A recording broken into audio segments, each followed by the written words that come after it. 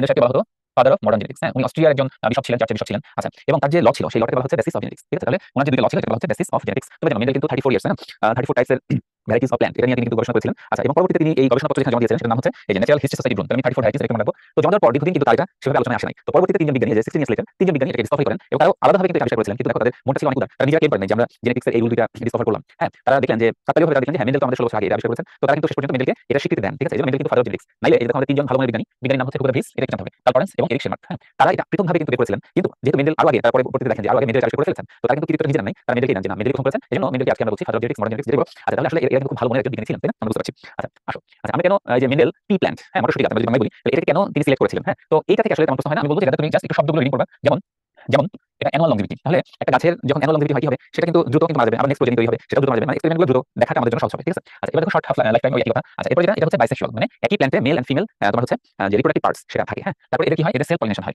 Sell pollination মানে কি? Same plant ওই প্ল্যান্টের এই তোমার হচ্ছে মেল গ্যামিট ওই প্ল্যান্টেরই ফিমেল গ্যামিট এটাকে ফার্টিলাইজ করে, এটাকে বলা হয় সেল পলিনেশন। আচ্ছা, আবার এখানে ক্রস পলিনেশনও ঘটানো যায়, খুব সহজ। ঠিক আছে, ভেরি ইজি। আচ্ছা, কেন? কারণ এদের ফুলগুলো ফ্লাওয়ারগুলো হচ্ছে অনেক লার্জ। হ্যাঁ, তো যখন একটা বড় ফুল হয় আমরা যেটা ছোটবেলায় এটা শিখেছিলাম সেটা হচ্ছে কুমড়া ফুলটা বেশ বড় হয়। তো ওখানে আমরা কিন্তু ইচ্ছা করে পলিনেশন করে দিতাম, হ্যাঁ, বা করা যায় যেহেতু ফুলটা বড়। হ্যাঁ, ঠিক আছে, তাহলে নরমালি এটা সেল পলিনেশন হয়, কিন্তু তুমি চাইলে এটাকে ক্রস পলিনেশন করতে পারো, কারণ প্ল্যান্টের যে ফ্লাওয়ার এই ফ্লাওয়ারটা হচ্ছে একটু বড়, কেমন? আচ্ছা, এগুলো ইম্পর্টেন্ট না। আচ্ছা, এরপরে অনেক ভ্যারাইটি আছে, এজন্য অনেকগুলো ক্যারেক্টারিস্টিক্স আমরা দেখতে পারি। আচ্ছা, এবং খুব ইম্পর্টেন্ট এটা হচ্ছে ফার্টাইল। ঠিক আছে, তাহলে পি প্ল্যান্ট এটা হচ্ছে ফার্টাইল। ফার্টাইল হলে কি অনেক বেশি রিপ্রোডাকশন হওয়া সম্ভব এবং ক্যারেক্টারিস্টিক্স গুলো দেখা এবং সেটা নিয়ে এক্সপেরিমেন্ট করা অনেক সহজ।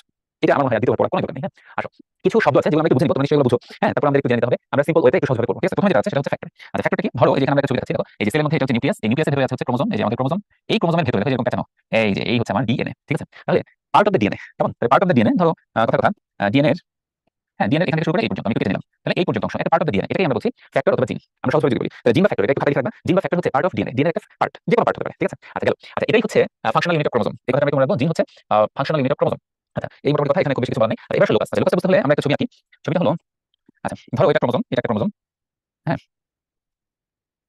হ্যাঁ, এই যে এটা ক্রোমোজোম। তাহলে ক্রোমোজোমে দেখো ক্রোমোজোমের এই জায়গাটায় ধরো একটা জিন আছে, এই জিনটাকে আমি বললাম এ, এই জিনটাকে বললাম এ। ঠিক আছে, তাহলে ক্রোমোজোমের একটা নির্দিষ্ট লোকেশনে জিন থাকে, এই যে জিনটা ক্রোমোজোমের যে লোকেশনে থাকে এটাকে বলা হচ্ছে লোকাস। তাহলে এই জিনের লোকাস হচ্ছে এটা। আবার ধরো একটা জিন, আমি আরেকটা দেখাই। ধরো এটা হচ্ছে আরেকটা জিন, এটা হচ্ছে বি জিন। ঠিক আছে, ওটা বললাম এ জিন, এটা হচ্ছে বি জিন। তাহলে বি জিনের লোকাস কি হবে? লোকাস হবে এটা, এই জায়গাটা। যেমন ধরো তুমি যখন বাসে থাকো, বাসের সামনের দিকে যাত্রী থাকে, পেছনে মাঝখানে যাত্রী থাকে, পেছনে যাত্রী থাকে, একটা নির্দিষ্ট সিট থাকে, তাই না? একটা সিটে বসতে হয়। তাহলে ওই যে সিটে যাত্রী বসলো, ওই প্রত্যেকটা সিটই হচ্ছে আসলে লোকাস। তাহলে লোকেশন অফ জিন ইন ক্রোমোজোম, ক্রোমোজোমে জিন যে জায়গায় থাকে এটাকে বলা হয় লোকাস। আমরা সহজভাবে করব, এভাবে কখনো ডেফিনেশন লাগবে না, লোকাস মেডিকেল ভাবে প্রশ্ন আসে না। কেমন? তাহলে আমরা জেনে নিলাম। ওকে। আচ্ছা, এবার আসো অ্যালিলোমর্ফ। অ্যালিলোমর্ফটা কি? ধরো তোমরা জানো যে পেয়ার ক্রোমোজোম থাকে, তাই না? ধরো এটা হচ্ছে এক নম্বর ক্রোমোজোম, আমি সিম্পল ক্রোমোজোম দেখাচ্ছি এখন। হ্যাঁ, এটা ধরো এক নম্বর ক্রোমোজোম যেটা বাবা থেকে আসছে। ঠিক আছে, বাবার এক নম্বর ক্রোমোজোম। আবার তোমরা জানো যে সেম ক্রোমোজোম একটা আসবে হচ্ছে মায়ের মায়ের শরীর থেকে, তাই না?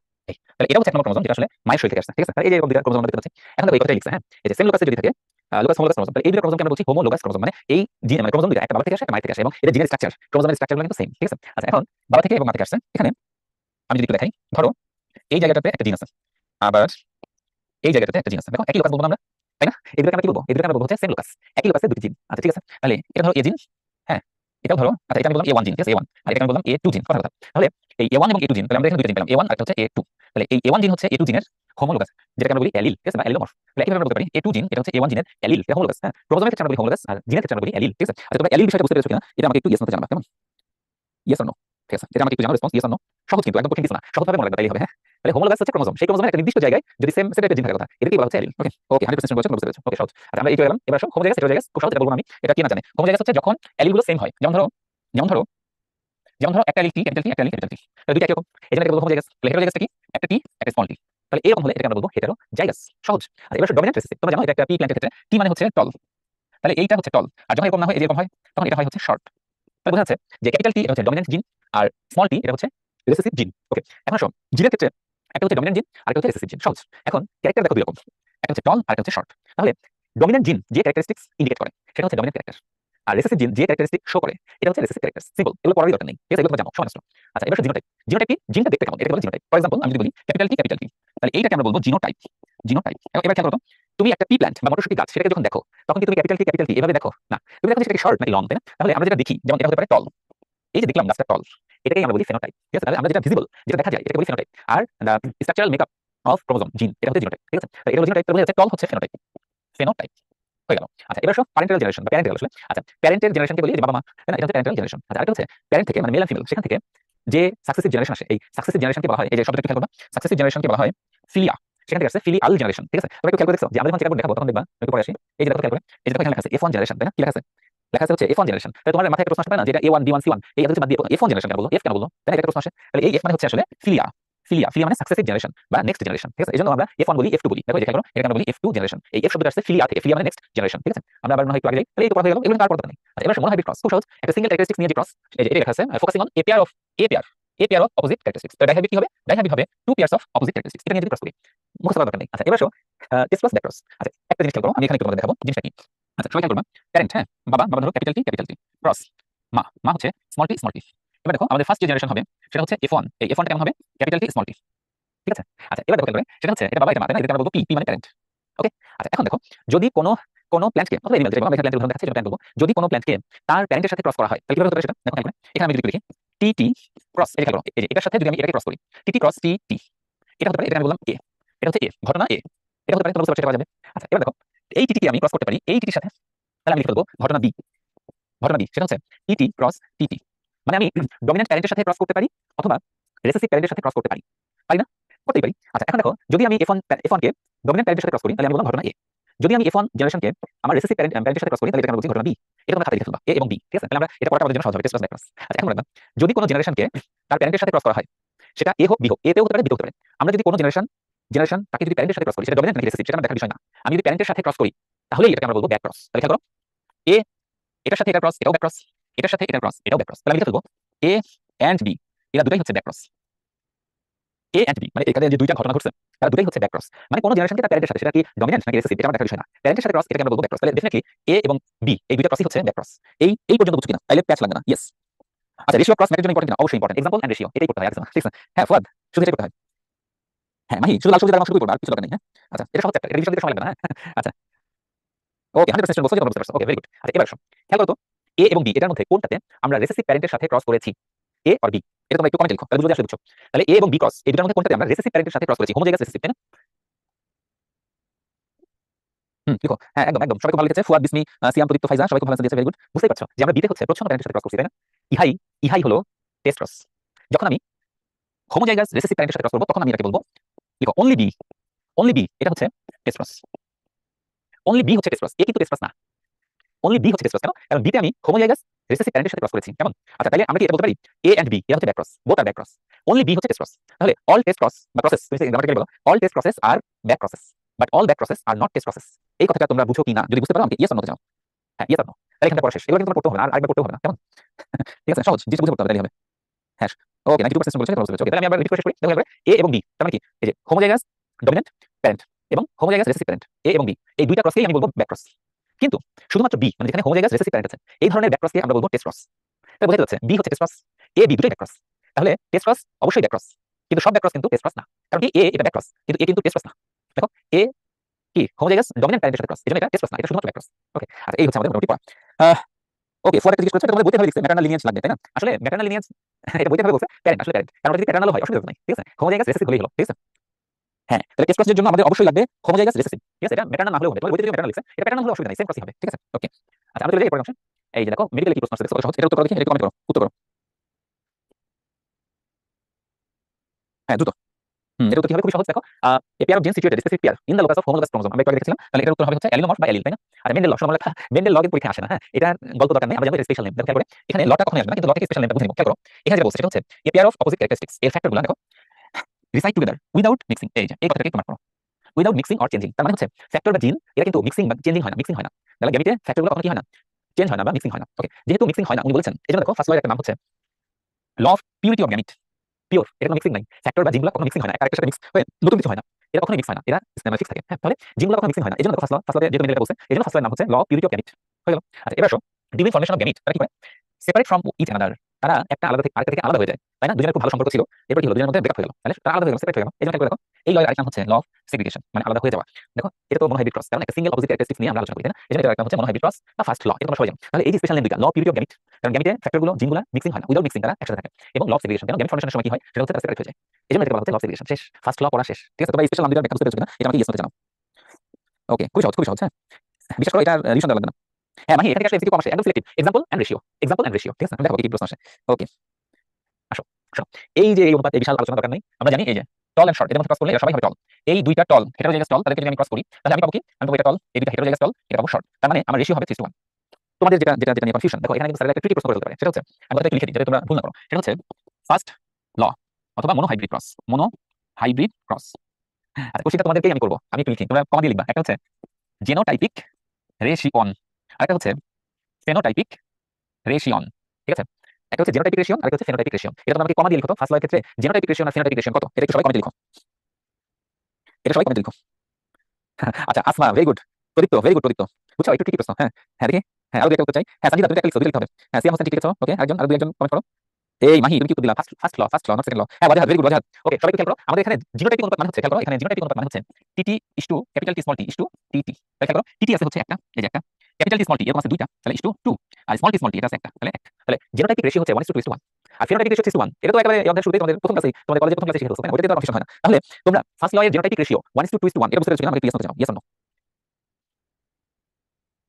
ভেরি গুড, 100% স্ট্রং বলেছে, বুঝতে পেরেছো। আচ্ছা দেখো, এটা প্রাণী, প্রাণীতে দেখো কি হচ্ছে, এই যে এটা হচ্ছে ব্ল্যাক, ব্ল্যাকটা হচ্ছে বিবি, আর ব্রাউন এটা হচ্ছে বিবি। ওই একই রকম হবে, F1 জেনারেশন সবই হবে ব্ল্যাক, কারণ ব্ল্যাক হচ্ছে ডমিনেন্ট। এবং পরবর্তীতে যখন আমরা চেক আউট করব তখন বিবি, এই ক্যাপিটাল বি স্মল বি এবং বিবি, এই তিনটার মধ্যে, এই তিনটার মধ্যে এটা ব্ল্যাক, এটা ব্ল্যাক, এটা ব্ল্যাক, আর এটা হবে ব্রাউন। আমি ছোট বি দিয়ে দেখাচ্ছি, তাই না? তাহলে অনুপাত হবে কি হবে, 3:1 ফিনোটাইপিক অনুপাত। আর জিনোটাইপিক অনুপাত কত হবে, 1:2:1। শেষ, আলাদা করে এটা পড়ার দরকার নেই, ঠিক আছে? তুমি শুধু রংটা মনে রাখবা যে ব্ল্যাক ইস টু ব্রাউন, সেটা হচ্ছে 3:1। ওকে, একই পড়া। আচ্ছা এবার আসো সেকেন্ড ল, আবার বলছি সেকেন্ড ল কিন্তু তোমাকে ডেসক্রিপশন লিখতে হবে না, কিন্তু জিনিসটা মানে স্পেশাল নেম মনে রাখতে হবে, কেমন? খেয়াল করে দেখো, এখানে যেটা বলছে সেটা হচ্ছে এটাকে ডাইহাইব্রিড ক্রস বলে, কেন? কারণ এখানে দুইটা ক্যারেক্টারিস্টিক্স নিয়ে আমরা আলোচনা করি, কেমন? আচ্ছা এবার আসো, এখানে যেটা হচ্ছে সেটা হচ্ছে, আচ্ছা এখানে দেখো খেয়াল করে সেটা হচ্ছে এই যে টু আর মোর অপোজিট ক্যারেক্টারিস্টিক্স নিয়ে আমরা আলোচনা করি। এখন F1 জেনারেশন, সেখানে কি হবে, এটা সহজ কথা, যে যে ক্যারেক্টারিস্টিক্স গুলো হচ্ছে ডমিনেন্ট সেগুলো এক্সপ্রেস হবে, তাহলে ডমিনেন্ট ট্রেটস বা characteristics will be expressed. But এই কথা তোমরা ডিউরিং গ্যামিট ফর্মেশন ট্রেটস বা characteristics break their pairs enter into different gamete. তাহলে খেয়াল করো, enter into different gamete, different gamete যাচ্ছে কিভাবে যাচ্ছে, এই কথাটা ইন্ডিপেন্ডেন্টলি, বলো তারা কিভাবে যাচ্ছে, তারা ইন্ডিপেন্ডেন্টলি যাচ্ছে। এই কথাটা আমি একটু তোমাদের দেখাই, এই যে এখানে দেখো, খেয়াল করে দেখো, এখান থেকে লিখতে হবে, দেখো capital R and small capital Y, আর এটা হচ্ছে capital small R small Y, এরকম না? এখন দেখো এদের যখন F1 জেনারেশন তখন যেটা হচ্ছে সেটা হচ্ছে ক্যাপিটাল আর স্মল আর ক্যাপিটাল ওয়াই স্মল ওয়াই, তাহলে আর মানে রাউন্ড আর ওয়াই মানে ইয়েলো, আর এখানে যেটা রেসিস্টিভ থাকে সেটা হচ্ছে রিঙ্কেলড এন্ড গ্রিন। এটা তো জাস্ট জানতে হবে, এতটুকু কিছু না। আচ্ছা এবার খেয়াল করো, ওই যে এই কথাটার অর্থ কি, traits will break their pairs and enter into different gametes independently. এটা মানে কি, এটা মানে হচ্ছে খেয়াল করো, এই যে এখানে পেয়ার আসলে কোনটা এটা বুঝতে হবে। হ্যাঁ এখানে পেয়ার আসলে কোনটা, তাই না? পেয়ার হচ্ছে এই যে এটা, এটা হচ্ছে পেয়ার, আর এন্ড আর এরা হলো পেয়ার, বুঝেছেন? ওয়াই এন্ড ওয়াই এরা হচ্ছে পেয়ার, এরা হচ্ছে পেয়ার। এখন দেখো কথা কি বলছে, ব্রেক দেয়ার পেয়ার মানে পেয়ার ভেঙে যায়, ঠিক আছে? আচ্ছা এবার আসো, enter into different gametes independently, independently মানে যেটা বোঝাচ্ছে সেটা হচ্ছে এই আর এই আর ভেঙে যাবে, তাহলে আর আর এদিকে আর আলাদা হয়ে গেল। এবার এই ওয়াই আলাদা হয়ে যাবে, আলাদা হয়ে এই আর এর সাথে, এই আর এর সাথে একটা ক্যাপিটাল ওয়াই অথবা এই আর এর সাথে একটা স্মল ওয়াই, তারা ইন্ডিপেন্ডেন্টলি যোগ দিবে, ঠিক আছে? এই আর এর সাথে তাহলে কিভাবে একটা ক্যাপিটাল ওয়াই, এই আর এর সাথে একটা স্মল ওয়াই, তারা ইন্ডিপেন্ডেন্টলি আলাদা আলাদা ভাবে পেয়ার করবে, ঠিক আছে? তাহলে এখন দেখো তো, এই আর এর সাথে যখন ক্যাপিটাল ওয়াই আসবে তখন জিনিসটা কি হয়ে যাবে, আর ওয়াই। এই আর এর সাথে যখন স্মল ওয়াই আসবে তখন জিনিসটা হয়ে যাবে কি, আর ওয়াই। এই আর এর সাথে যখন ক্যাপিটাল ওয়াই আসবে তখন জিনিসটা হয়ে যাবে আর ওয়াই, আর এই আর এর সাথে যখন ওয়াই আসবে তখন জিনিসটা হয়ে যাবে আর ওয়াই। বুঝে গেছে? এবার একটু দেখি তো আসলে এরকম হয়েছে কিনা, তোমরা জানো এই যে দেখো হয়েছে, এই যে দেখছো? তাহলে এই যে গ্যামিট, এগুলো গ্যামিট, তাই না? গ্যামিট এরকম থাকে, গ্যামিট এই চার রকম থাকে। তাহলে গ্যামিটের এরা পেয়ার কি হয়, ব্রেকডাউন হয় এবং ইন্ডিপেন্ডেন্টলি তারা আবার নতুন করে পেয়ার করে, ঠিক আছে? তাহলে এইটাই বলা হচ্ছে ল অফ ইন্ডিপেন্ডেন্ট অ্যাসর্টমেন্ট। মানে এই যে এটা একটা বিন্যাস সংশ্লেষণ প্রশ্ন, ম্যাথমেটিক্সে অ্যাসর্টমেন্ট, অ্যাসর্টমেন্ট মানে বিন্যাস, তারা ইন্ডিপেন্ডেন্টলি একজন আরেকজনের সাথে অ্যাসর্ট করে, ঠিক আছে? বিন্যাস করে। এজন্য সেকেন্ড লয়ের আরেক নাম হচ্ছে ল অফ ইন্ডিপেন্ডেন্ট অ্যাসর্টমেন্ট। এই স্পেশাল নেম আসবে পরীক্ষায়, বুঝেছে? আর এটাকে ডাইহাইব্রিড ক্রস বলতে জানি। আচ্ছা ল অফ ইন্ডিপেন্ডেন্ট অ্যাসর্টমেন্ট কেন বলা হয়, এই জিনিস বুঝতে পেরেছো কিনা আমাকে একটু ইয়েস নোতে জানাও, ইয়েস অর নো। সেম প্রাণীদের ক্ষেত্রে তাই হবে। ওকে ভেরি গুড, 100% বলছো, তোমরা বুঝতে পেরেছো। এবার আসো দ্বিতীয় সূত্র থেকে আর লাস্ট যেটা আসতে পারে, এখানে কিন্তু জেনেটিক রেশিও আসবে না, বিশাল জেনেটিক রেশিও কখনো দিবে না। এখানে আসবে হচ্ছে এই যে রেশিও, এই রেশিও মানে এটা হলো ফেনোটাইপিক রেশিও। বলে এটা কি বলবা, ফেনোটাইপিক রেশিও কত, 9:2, এটা তোমরা জানো, 9:3:1। এখানে সেম, এই যে দেখো black short black long, brown short brown long, এটা রেশিও হবে একই রকম 9:3:1। তাহলে তোমাকে এটাই আসবে যে সেকেন্ড লয়ের ফেনোটাইপিক রেশিও কত। আচ্ছা এখানে একটা জিনিস তোমাদের ধরে দিব, সেটা হচ্ছে যদি এভাবে আসে দ্বিতীয় সূত্রের অনুপাত কত, প্রথমে কি বলতো, what is the ratio of second law, এভাবে থাকবে। এখানে রেশিও বলতে না, রেশিও অন, আসলে রেশিও বলা উচিত, রেশিও বলতে বোঝাচ্ছে ফেনোটাইপিক রেশিও। তাহলে এই কথা লিখো যে যদি থাকে যে রেশিও অফ সেকেন্ড ল, তার মানে হচ্ছে phenotypic ratio not the genotypic ratio, এই কথা লিখবা, ঠিক আছে? গেল। আচ্ছা এবার আসো, এখানে একটা ক্রোমোজোমাল থিওরি আছে, সেটা দিয়েছিলেন বিজ্ঞানীর নাম হচ্ছে সুটন এবং বোভেরি। হ্যাঁ আচ্ছা, তারা আলাদাভাবে দিয়েছিলেন, এটা হচ্ছে 1902 তে। আচ্ছা তো এখানে এই যে থিওরিটা দিয়েছেন, এই থিওরির নাম হচ্ছে, এটা জানতে পারো, ক্রোমোজোমাল থিওরি অফ হেরিডিটি। আচ্ছা এখান থেকে সাধারণত প্রশ্ন হয় না, পুরোটা জাস্ট এবার রিডিং দিবা, আমি একটু আর লিখে দিই, এগুলো সবই তোমরা জানো, এখানে যা যা বলছে সবই তোমাদের জানা, ঠিক আছে? আমি দুটো एग्जांपल দিয়ে বলি, যেমন হচ্ছে এগ স্পার্ম, এটা হচ্ছে বিস্ট হেরিডিটি, ঠিক আছে? তো জেনেটিক ট্রেটস কি হয়, গ্যামেটের মাধ্যমে ট্রান্সফার হয়, তোমরা জানো। দুইটা গ্যামেট যখন ফিউশন হয়, আমরা আগামীকাল ক্লাসে দেখবো, দুইটা গ্যামেট যখন ফিউশন হয় তখন জিনিসটা কি তৈরি করে, যেটা হয় বলো জাইগোট এন্ড এমব্রায়ো, এমব্রায়ো থেকে আবার নতুন করে নেক্সট জেনারেশন, তাই না? তাহলে এটাই বলছে, তাহলে হেরিডিটারি ক্যারেক্টারিস্টিক্স এগ এন্ড স্পার্মের মাধ্যমে ট্রান্সফার হয়। আচ্ছা দুই নম্বর হচ্ছে নিউক্লিয়াসটাই হচ্ছে হেরিডিটারি ম্যাটেরিয়াল ক্যারি করে, কেন? নিউক্লিয়াসে ক্রোমোজোম থাকে, ক্রোমোজোমের মধ্যেই তো জেনেটিক ম্যাটেরিয়াল জিন থাকে। আচ্ছা ক্রোমোজোম নিউক্লিয়াসে থাকে এবং এটা জেনেটিক ম্যাটেরিয়াল ক্যারি করে, ওকে এই কথা। আচ্ছা এরপর হচ্ছে ইচ ক্রোমোজোম বা ক্রোমোজোম পেয়ার, এটা কি করে, development of N organism help করে, কেন? ওই যে মধ্যে জিন থাকে, জিনগুলো হচ্ছে একটা অর্গানিজমের কিরকম ডেভেলপমেন্ট হবে, সেটা এমব্রায়োনিক ডেভেলপমেন্ট বা সাকসেসিভ ডেভেলপমেন্ট, সেটা কিন্তু নির্ধারণ করে। গেল। আচ্ছা এরপর যেটা আছে সেটা হচ্ছে ক্রোমোজোম, নাম্বার স্ট্রাকচার, এগুলো হচ্ছে জেনারেশন টু জেনারেশনে সে ক্যারি করে। হ্যাঁ আচ্ছা তারপরে ক্রোমোজোম কি থাকে, যে ডিপ্লয়েড সেলে কি থাকে, 2 এন ক্রোমোজোম থাকে। আচ্ছা জিন কি থাকে, একটা ক্রোমোজোমের স্পেসিফিক পার্ট থাকে যেটা বলা হয় লোকাস, ওই কথাগুলো আবার আসছে। আচ্ছা তারপরে হোমোলোগাস ক্রোমোজোম পেয়ার করে, বলা কিছুই নাই। আচ্ছা one gamete carries one set of chromosome and allele. আচ্ছা এখন মনে রাখবা, আমরা একটা শব্দ দেখছিলাম, আমি একটু বলি, সেটা হচ্ছে এই যে এইখানে একটা শব্দ ছিল জিনোম। তোমাকে যদি জিজ্ঞেস করা হয় যে হিউম্যান বডিতে জিনোম কয়টা, হিউম্যান বডিতে জিনোম কয়টা, এটা অ্যান্সার করো তো, what is the number of genome in human body, এটা উত্তর করো, কমেন্ট করো। হ্যাঁ সিয়াম বলেছে সেকেন্ড ল রেশিও, সব যদি সেকেন্ড ল রেশিও বলে তাহলে তুমি ওটা বলবা ফেনোটাইপিক রেশিও 9:3:1। এটা সবাই জানো, 9:3:1। ওকে হ্যাঁ দেখো, এটা কিন্তু কনফিউশন আছে, আমি ঠিক জায়গায় ধরছি। আচ্ছা সাজিদা ভালো অ্যান্সার করেছে, এই ওয়াজাহাত না, ওয়াজাহাত তুমি যেটা অ্যান্সার করেছো এটা কিন্তু ঠিক হয়নি। আমি বলেছি জিনোম কয়টা, শোনো লিখো, এই কথাটা লিখো, set of gene is called genome, set of chromosome is called genome. লিখো set of gene or set of chromosome is called genome. আমি যদি সহজভাবে মনে রাখি, হ্যাঁ আচ্ছা এখন মনে রাখবা, আমাদের একটা সেট আসে বাবার থেকে, একটা সেট আসে মায়ের থেকে, এজন্য আমাদের জিনোম হচ্ছে দুইটা। হিউম্যান বডিতে আমাদের জিনোম হবে দুইটা, সেট অফ ক্রোমোসোম বা সেট অফ জিন, এটাকে আমরা বলি জিনোম। আচ্ছা, সবাই কি এই জিনিসটা ক্লিয়ার হইছো? তাহলে আমাকে একটু ইয়েস করতে জানাও যে আমাদের জিনোম কয়টা? হ্যাঁ, জিনোম হচ্ছে দুইটা, বাবা থেকে এক সেট, মায়ের থেকে এক সেট। এই সেট অফ জিনকে বলা হয় জিনোম, সেট অফ ক্রোমোসোম থেকে বলা হয় জিনোম। ওকে ওকে, ভেরি গুড, আমরা এখন ক্লিয়ার হয়েছে। আচ্ছা চলো, আচ্ছা আমরা চলে আসি এরপরের অংশে। আচ্ছা, সেম জিনিস, তাহলে দেখো এখানে রেশিও হচ্ছে 9:3:1। ওকে, আচ্ছা এগুলো আমরা বলে ফেললাম অলরেডি, এটা স্টুডিং করব কিছু বলার নেই। আচ্ছা, এবার ডেফিনিশন অফ মেন্ডেলস ল, এটা কিন্তু পরীক্ষার জন্য খুব ইম্পর্টেন্ট। আচ্ছা, এখন আমরা কি জানো, এটা মেডিট্রিক্সে দেখবা 19 স্পেশাল নামে একটা কন্টেন্ট আছে, সেখানে আমরা টোটাল অধ্যায়ের একটা সামারি দিয়েছি, একটা বক্স আছে, ওই বক্সে মেন্ডেলের exception including polygenic inheritance all example ratio একসাথে এক বক্সে দেওয়া আছে। এবং মনে রাখবা এই অধ্যায় থেকে প্রশ্ন আসলে 70% চান্স জাস্ট ওই বক্স থেকে প্রশ্ন আসবে, হয় রেশিও আসবে অথবা এক্সাম্পল আসবে, শেষ। বুঝছো, জেনেটিক্স করতে ওই বক্স করলে 70% পড়া হয়ে যায় এই অধ্যায়। হ্যাঁ, সেটা খুব ভালো করে তোমরা পড়বা। ওকে, আমরা সেগুলো ডিটেইল আলোচনা করছি। আচ্ছা দেখো, প্রথমে ডেফিনিশন যেটা সেটা বলছি ইনকমপ্লিট ডমিনেন্স। আচ্ছা, তোমরা যেটা বুঝে নিবা, কিন্তু ওই রেশিও এক্সাম্পল কিন্তু মুখস্থ রাখতে হবে, কিছু করার নেই। আচ্ছা দেখো, এখানে যে কথা বলছি সেটা হচ্ছে, আমরা একটা জিনিস দেখছিলাম না, দেখো আমরা একটা জিনিস দেখছিলাম সেটা হচ্ছে ক্যাপিটাল টি আর স্মল টি। এখানে ক্যাপিটাল টি হচ্ছে ডমিনেন্ট, ডমিনেন্ট, আর স্মল টি এটা হচ্ছে রিসেসিভ, তাই না? তাহলে আমাদের প্ল্যান্ট জাস্ট কেমন হতো বলতো, একটা হচ্ছে টল আর এরকম হলে এটা হতো শর্ট। আচ্ছা, খেয়াল করো এই দুটোর মাঝখানে কি আছে? এই দুটোর মাঝখানে আছে মিডিয়াম, তাই না? আমি যেমন মিডিয়াম হাইট, তাই না? টল, মিডিয়াম, শর্ট, এরকম একটা আছে না? তাহলে দেখো এরকম তো হয় নাই। মেন্ডেলের ফার্স্ট ল, সেখানে কি আমরা মিডিয়াম পাইছিলাম? তোমার মনে আছে যে এই যে ক্যাপিটাল টি স্মল টি, এখানে তো একটা লং এবং একটা শর্টের জন্য জিন আছে, তাহলে এটা মিডিয়াম হওয়া উচিত ছিল, কিন্তু মিডিয়াম তো হয় নাই। কেন হয় নাই? কারণ ক্যাপিটাল টি ইজ ডমিনেন্ট, সে কিন্তু ফুল ডমিনেন্ট, 100% ডমিনেন্ট। এ থাকলে স্মল টি তার কোনো বৈশিষ্ট্য প্রকাশ করতে পারে না, 0%। এজন্য ক্যাপিটাল টি স্মল টি একসাথে থাকলে এটা কখনো মিডিয়াম হয় না, এটা হয় টল। এটা কি হয় বলো? এটা হয় টল। কেন? টি ক্যাপিটাল টি এটা হচ্ছে 100% ডমিনেন্ট, আর টি স্মল টি এটা হচ্ছে 100% রিসেসিভ, 100%, সে কোনো কাজ করতে পারে না, এজন্য এটা মিডিয়াম হয় না, এটা টল হয়। বুঝা গেছে? আচ্ছা, তাহলে বলতো ইনকমপ্লিট ডমিনেন্স এটা কি? ইনকমপ্লিট ডমিনেন্স হচ্ছে যদি মিডিয়াম হইতো, মানে ক্যাপিটাল টি স্মল টি এর উপরে যদি 100% ডমিনেন্ট না হইতো, তখন কি হইতো? লম্বা খাটোর মাঝামাঝি মিডিয়াম হইতো, তাই না? তাহলে এই একই জিনিস আমরা এখানে দেখি, যদি এই কোনো জিনের কারণে এরকম হয়, এটা বলা হয় ইন্টারমিডিয়েট জিন। তাহলে বলো ইনকমপ্লিট ডমিনেন্স, ইনকমপ্লিট ডমিনেন্সের জন্য যে জিন, সেই জিনকে বলা হয় ইন্টারমিডিয়েট জিন। এটা ঠিক ডমিনেন্ট না, এটা রিসেসিভ না, এটা ইন বিটুইন, মাঝামাঝি। হ্যাঁ, যেটা বুঝে নিবা। আচ্ছা, এখন আসো, এটা কোথায় হয়? এটা হয় যে গাছটা, সেই গাছের নাম হচ্ছে মিরাবিলিস জেলাপা। এই গাছটার নাম হচ্ছে কি বলো? মিরাবিলিস জেলাপা। আমরা বাংলায় বলি সন্ধ্যা মালতী, ঠিক আছে? এটাকে বলা হয় সন্ধ্যা মালতী, ঠিক আছে? আচ্ছা, এটাকে ইংরেজিতে আমরা বলি 4 o'clock প্ল্যান্ট। হ্যাঁ, 4 o'clock, 4টার সময়, বিকাল 4টার দিকে এটা ফুটে, এটাকে বলা হয় 4 o'clock প্ল্যান্ট, কেমন? আচ্ছা, এখন দেখো এখানে দুইটা কালার আছে, একটা হচ্ছে রেড আর একটা হচ্ছে হোয়াইট। তাহলে ফুলের দুইটা রং আছে, একটা হচ্ছে রেড আর একটা হচ্ছে হোয়াইট। তো এখানে কি হচ্ছে খেয়াল করে দেখো, এটা তো ব্ল্যাক এন্ড হোয়াইট ছবি, এজন্য হয়তো বুঝতে পারছো না। এটা হচ্ছে রেড, আচ্ছা আমার অসুবিধা নেই, আমাদের এখানে কালার আছে, দেখো এটা হচ্ছে রেড ফ্লাওয়ার, কেমন? এটা হচ্ছে রেড ফ্লাওয়ার, ওকে। আচ্ছা, আর এটা হচ্ছে, এটা দেখা যাচ্ছে এটা হোয়াইট, হোয়াইট আর কি হোয়াইট করবো, ঠিক আছে? এই এটা হচ্ছে হোয়াইট, হোয়াইট ফ্লাওয়ার। এখন বলতো এটা যদি আর রেডের জন্য যে জিনটা আছে সেটা হচ্ছে ক্যাপিটাল, ক্যাপিটাল, আর হোয়াইটের জন্য যেটা সেটা হচ্ছে রেসিসিভ, স্মলার, স্মলার। এখন দেখো এদের মধ্যে যখন ই হবে, ক্রসিং হবে, তখন এই যে ক্যাপিটাল এবং স্মলার এরকম হবে। এটা কি হওয়া উচিত ছিল? এই কথাটা আগে কমেন্টে লিখো, তাহলে বুঝতে পারবে জিনিসটা।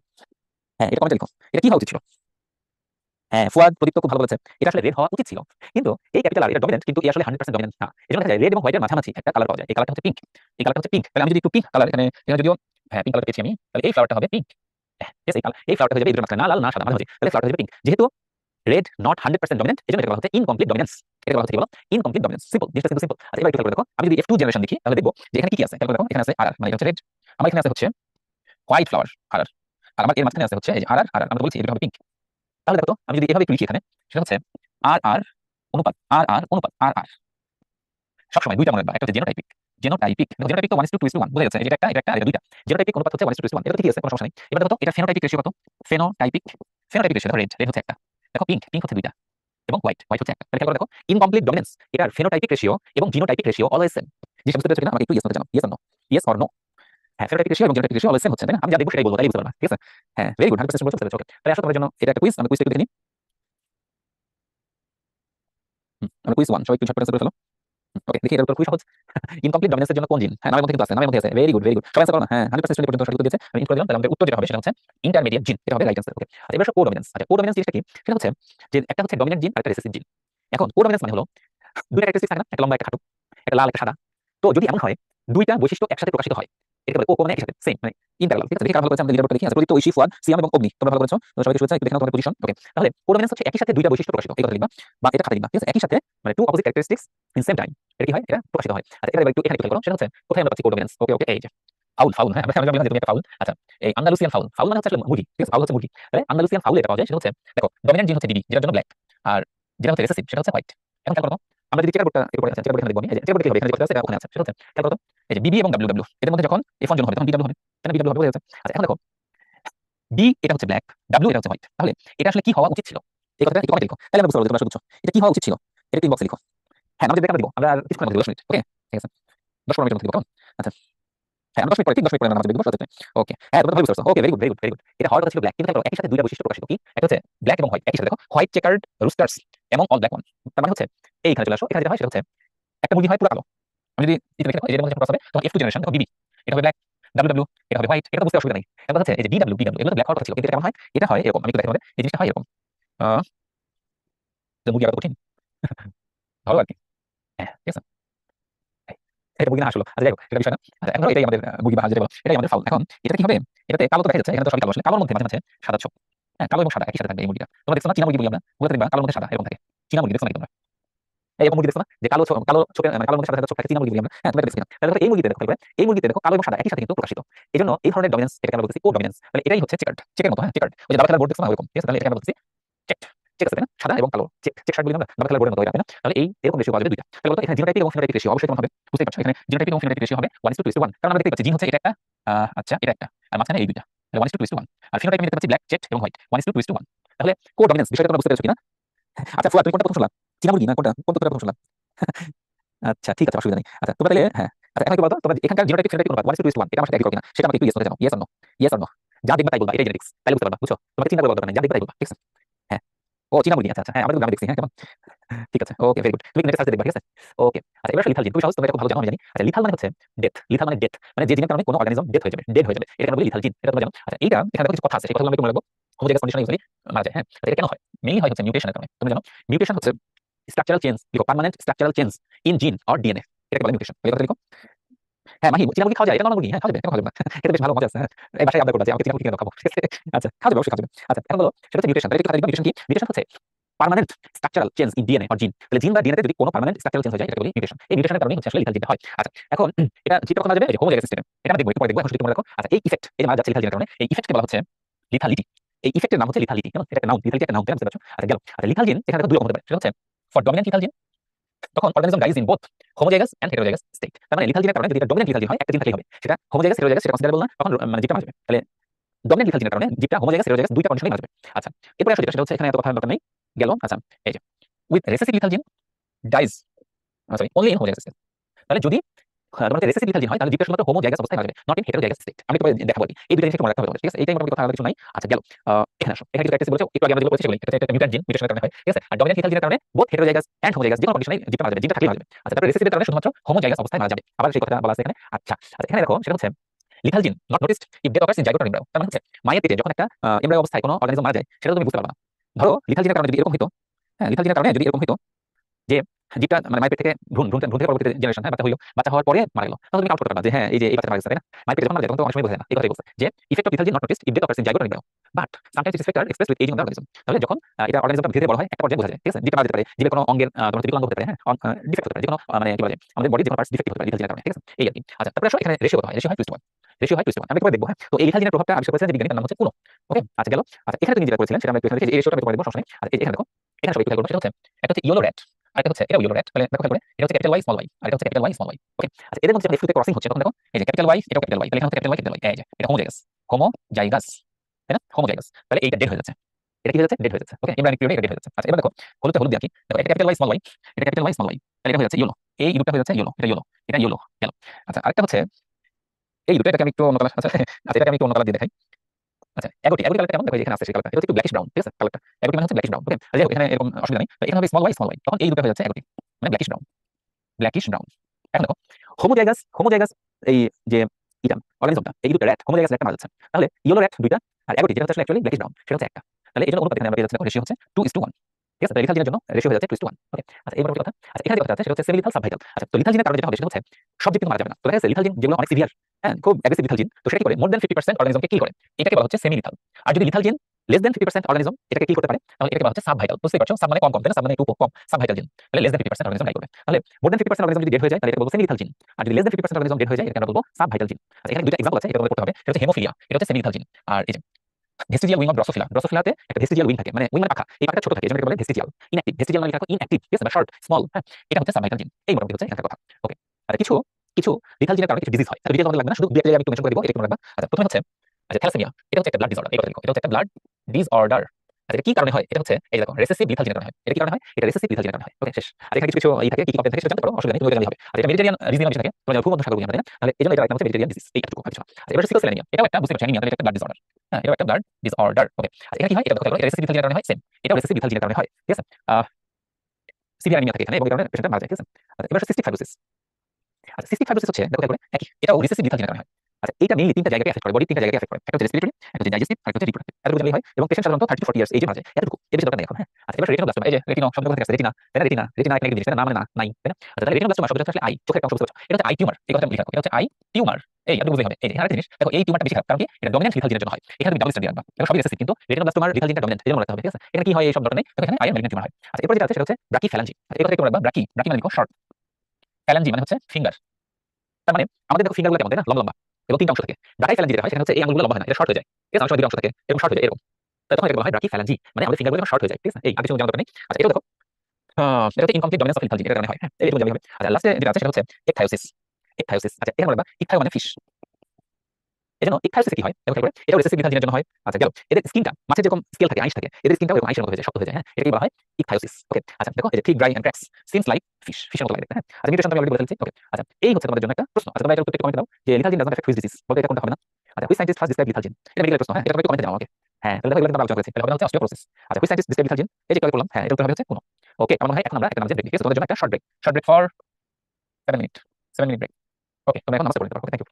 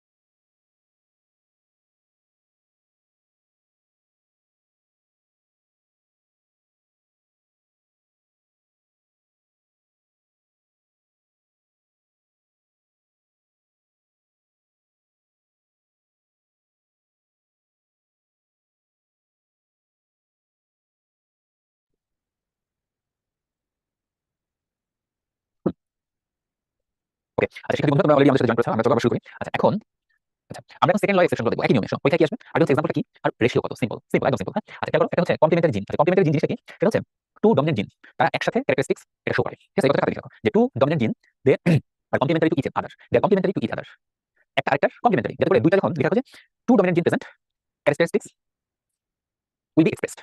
Two dominant gene present, characteristics will be present. ঠিক আছে? তাহলে দুইটা ডমিনেন্ট জিন যখন একসাথে থাকবে তখন ক্যারেক্টারিস্টিক শো করবে। এজন্য এটাকে বলা হচ্ছে কমপ্লিমেন্টারি জিন। ওকে, এই কথাটা দেখা আছে যে characteristics due to presence of two dominant gene, two different loci, ঠিক আছে? তাদের এইজন্য এটাকে আমরা বলতেছি এই বিষয়টাকে বলা হচ্ছে কোডমিনেন্স। এটাকে বলা হচ্ছে কোডমিনেন্স। যে প্যান্টে দেখা যায় সেটার নাম হচ্ছে ল্যাথাইনাস কনভার্টাস। এটাতে পাওয়া যায়। আচ্ছা কি হয়? আচ্ছা এটা আমরা এখান থেকে না পড়ে আমরা চেষ্টা করতে চলি। দেখো খেয়াল করে, এটা হচ্ছে হোয়াইট। দেখো খেয়াল করে এ এখানে কিন্তু একটা ডমিনেন্ট জিন আছে, এক ধরনের। এখানে কোনো ডমিনেন্ট জিন নাই, এজন্য এটা হোয়াইট। আমরা দেখো এখানে এ এটা কিন্তু ডমিনেন্ট জিন নাই, কিন্তু বিবি এখানে ডমিনেন্ট জিন আছে। মনে রাখবা টু ডিফারেন্ট ডমিনেন্ট জিন, টু ডমিনেন্ট জিন কিন্তু না। খেয়াল করো, এটা দেখো টু ডিফারেন্ট ডমিনেন্ট জিন। খেয়াল করো এখানে তো দুইটা ডমিনেন্ট জিন আছে, কিন্তু এটা ডিফারেন্ট না, এটা তো একই রকম। এখানে দুইটা ডমিনেন্ট জিন আছে কিন্তু এটা একই রকম। আমাদের লাগবে টু টু ডিফারেন্ট ডমিনেন্ট জিন, টু ডিফারেন্ট ডমিনেন্ট জিন লাগবে। আচ্ছা এবার দেখো F1 জেনারেশন এখানে কি হচ্ছে, এখানে যেটা তৈরি হচ্ছে সবগুলো এরকম হবে। সেটা হচ্ছে capital A small a capital B small b, ব্যাস আমরা পেয়ে গেলাম আমাদের টু ডিফারেন্ট ডমিনেন্ট জিন টুগেদার, টু ডিফারেন্ট ডমিনেন্ট জিন টুগেদার আমরা পেয়ে গেলাম না? তখন দেখো এটা কিন্তু আর হোয়াইট থাকলো না, এটা যে ধরনের হয়ে গেল সেটার নাম হচ্ছে পার্পল ফ্লাওয়ার। পার্পল এটাই আমার ক্যারেক্টারিস্টিক্স, পার্পল হয়ে গেল। কেমন? আচ্ছা এই পর্যন্ত তোমরা বুঝতে পেরেছো? আমাকে প্লিজ বলো তো, সিম্পল এত সময় সহজ ভাবে করব। হ্যাঁ ওকে 100% বুঝতে পেরেছো, ভেরি গুড, সহজ তাই না, কঠিন না। আচ্ছা এবার একটু খেয়াল করো তো, টু ডিফারেন্ট ডমিনেন্ট জিন টুগেদার, এটাই হচ্ছে আমার কথা। টু ডিফারেন্ট ডমিনেন্ট জিন টুগেদার একটু খুঁজে বের করি। খেয়াল করো এখানে কমপক্ষে একটা ডমিনেন্ট আছে, টু ডিফারেন্ট ডমিনেন্ট জিন, টু ডিফারেন্ট ডমিনেন্ট জিন। খেয়াল করবা এই নয়টাতে টু ডিফারেন্ট ডমিনেন্ট জিন টুগেদার আছে, এইজন্য ক্যারেক্টারিস্টিক্স উইল বি শোন, এটা ক্যারেক্টারিস্টিক্স এক্সপ্রেস করতেছে। এইজন্য এই নয়টা হচ্ছে পার্পল। খেয়াল করে দেখো 9 পার্পল ফ্লাওয়ার। এবার আসো যেগুলো হোয়াইট সেগুলো একটু দেখি। খেয়াল করো এখানে only A dominant, only A dominant, only B dominant, only B dominant, only A dominant, only B dominant, no dominant জিন, তাই না? তাহলে দেখো এই সাতটাতে টু ডিফারেন্ট ডমিনেন্ট জিন টুগেদার নাই, এজন্য হোয়াইট, এজন্য রেশিও 9:7, সিম্পল। এজন্য রেশিও হচ্ছে 9:7। তোমরা বুঝতে পেরেছো কিনা? আমি ক্লিয়ার জানাও, ইয়েস অর নো? হ্যাঁ ইয়েস অর নো? ওকে তোমরা রেসপন্স জানাতে চাই। ওই যে কথা লিখে রাখবা, ওটাই মুখস্থ রাখবা, টু ডিফারেন্ট ডমিনেন্ট জিন টুগেদার। ঠিক আছে ওকে, ভেরি গুড, 100% বলছো, তোমরা বুঝতে পেরেছো। আচ্ছা এবার আসো এপিস্টেসিস। এপিস্টেসিস কি? এপিস্টেসিস হচ্ছে এখানে মনে রাখবা দুইটা জিনিস আছে। একটা হচ্ছে ধরো এ বি সি, এটা হচ্ছে ডমিনেন্ট জিন। তাহলে দেখো এ বি সি এটা হচ্ছে রিসেসিভ জিন, বোঝা যাচ্ছে? ক্যাপিটাল স্মল ডি আমরা বুঝাচ্ছি তাই না? হ্যাঁ ওকে হ্যাঁ কুইজ সামনে আসবে, কোনো সমস্যা নাই, সামনে আসবে। হ্যাঁ আচ্ছা এখন দেখো যদি এটাকে ধরি, এটা একটা এপিস্ট্যাটিক জিন। এপিস্ট্যাটিক জিন হচ্ছে যে জিনটা অন্য আরেকটা জিনকে ক্যারেক্টারিস্টিক শো করতে বাধা দেয়। হ্যাঁ ক্যারেক্টারিস্টিক শো করতে বাধা দেয়। তাহলে খেয়াল করো এ জিন যদি বি জিনকে বাধা দেয়, আমি বাধাটাকে ম্যানেজ দেখাচ্ছি। এ জিন যদি বি জিনকে বাধা দেয় তাহলে এটাকে আমরা বলবো ডমিনেন্ট এপিস্ট্যাটিক জিন। খেয়াল করে দেখো এই গেল, এই যে ডমিনেন্ট এপিস্টেসিস। খেয়াল করো হয় না gene prevents the expression of trait of non allelic dominant gene, non allelic dominant জিন। তাহলে যখন একটা ডমিনেন্ট জিন অন্য একটা নন অ্যালিলিক ডমিনেন্ট জিনকে বাধা দেয় তখন এটাকে বলে ডমিনেন্ট এপিস্টেসিস। এটাই আমরা এখানে আলোচনা করব। ওকে আচ্ছা খেয়াল করো এ জিনটা যদি এমন হয়, এ জিনটা আচ্ছা এই নন অ্যালিলিক বলছে কিন্তু, তাহলে এটা কিন্তু আসবে না। এ জিনটা যদি বি জিনটাকে বাধা দেয়, মাইনাস মানে বাধা দিচ্ছে, তাহলে এ জিনটা যদি বি জিনকে বাধা দেয়, খেয়াল করে দেখো এই বি জিনটা হচ্ছে রিসেসিভ। বি জিনটা কি? বি জিনটা হচ্ছে রিসেসিভ। ওকে তাহলে এটাকে আমরা বলবো রিসেসিভ এপিস্টেসিস। ঠিক আছে? তাহলে যখন একটা ডমিনেন্ট জিন একটা ডমিনেন্ট জিনকে বাধা দিচ্ছে তখন এটা ডমিনেন্ট এপিস্টেসিস। যখন একটা ডমিনেন্ট জিন একটা মানে রিসেসিভ জিনকে বাধা দিচ্ছে তখন এটাকে বলি রিসেসিভ এপিস্টেসিস। ওকে আচ্ছা এইটাই আমরা পেয়েছি। বিজ্ঞানীর নাম হচ্ছে বেটসন এবং পানেট, তারা এই যে ফাউলে করেন, এই ফাউলটার নাম হচ্ছে এই যে লেঘর্ন, আরেকটা নাম হচ্ছে ওয়াইনডট। হ্যাঁ আচ্ছা একটু পরে আমরা দেখব, সমস্যা নেই। আচ্ছা এখানে দেখো তিনটা জিন আছে। একটা হচ্ছে সি, ক্যাপিটাল সি মানে হচ্ছে কালার, মানে ক্যাপিটাল সি যেখানে থাকবে সেখানে কালার মানে রং কালারফুল হবে। হ্যাঁ ফাউলগুলো কেমন হবে? কালারফুল হবে। আচ্ছা এরপর আসো আই, আই মানে হচ্ছে ইনহিবিটরি, বুঝছো? আই মানে হচ্ছে ইনহিবিটরি, মানে এটা ইনহিবিট করে। এজন্য এটাই হচ্ছে আমার তোমার হচ্ছে এপিস্টেটিক জিন আই। তাহলে আই জিন যেখানে থাকবে ক্যাপিটাল আই জিন, সেখানে ক্যাপিটাল সি জিন কালার প্রকাশ করতে পারবে না। এই কথাটা দেখো ক্যাপিটাল সি জিন তার ক্যারেক্টারিস্টিক শো করতে পারবে না, কালার হবে না। ওকে আমি পরে দেখব। আচ্ছা এবার আসো আমাদের যে চেকার বোর্ড F2 জেনারেশন। খেয়াল করে দেখো তোমাকে প্রথমে খুঁজে নিতে হবে কোথায় ক্যাপিটাল আই জিন আছে। ক্যাপিটাল আই জিন ইনহিবিট করে, ক্যাপিটাল আই জিন থাকলে সেটা কালার হবে না। এবার আমরা খুঁজে বের করি। দেখো এখানে ক্যাপিটাল আই আছে, আই আছে, আই আছে, আই আছে, আছে। আমরা ক্যাপিটাল আই জিন খুঁজে বের করি। তাহলে দেখো এই কয়টাতে ক্যাপিটাল আই আছে, তার মানে এরা অবশ্যই সাদা হবে। বলে অবশ্যই কি হবে? সাদা হবে, হোয়াইট হবে, কারণ আই জিন ইনহিবিট করে সি জিন, ক্যাপিটাল সি জিনকে তার বৈশিষ্ট্য প্রকাশ করতে দিচ্ছে না, এজন্য সাদা হবে। এবার দেখো খেয়াল করো এখানে কিন্তু ক্যাপিটাল আই জিন নাই, এখানে ক্যাপিটাল আই জিন নাই এবং এখানে ক্যাপিটাল আই জিন নাই।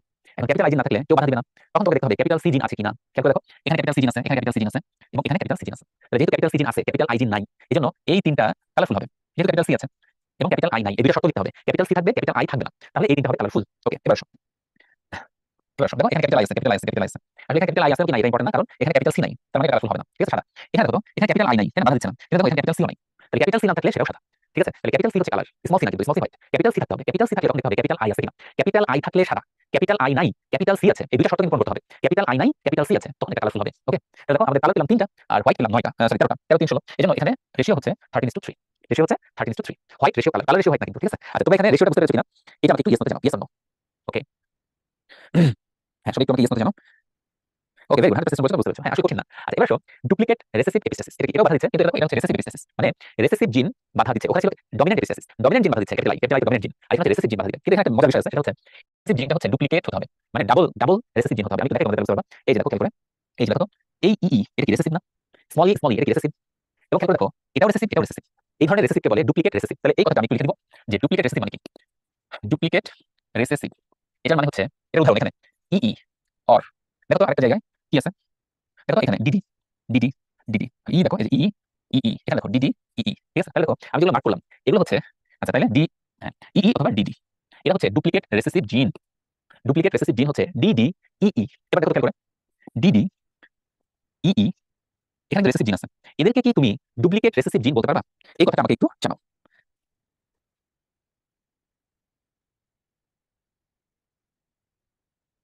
হুম, বলো। হ্যাঁ বলো। সবার কমেন্ট শুনতে চাই।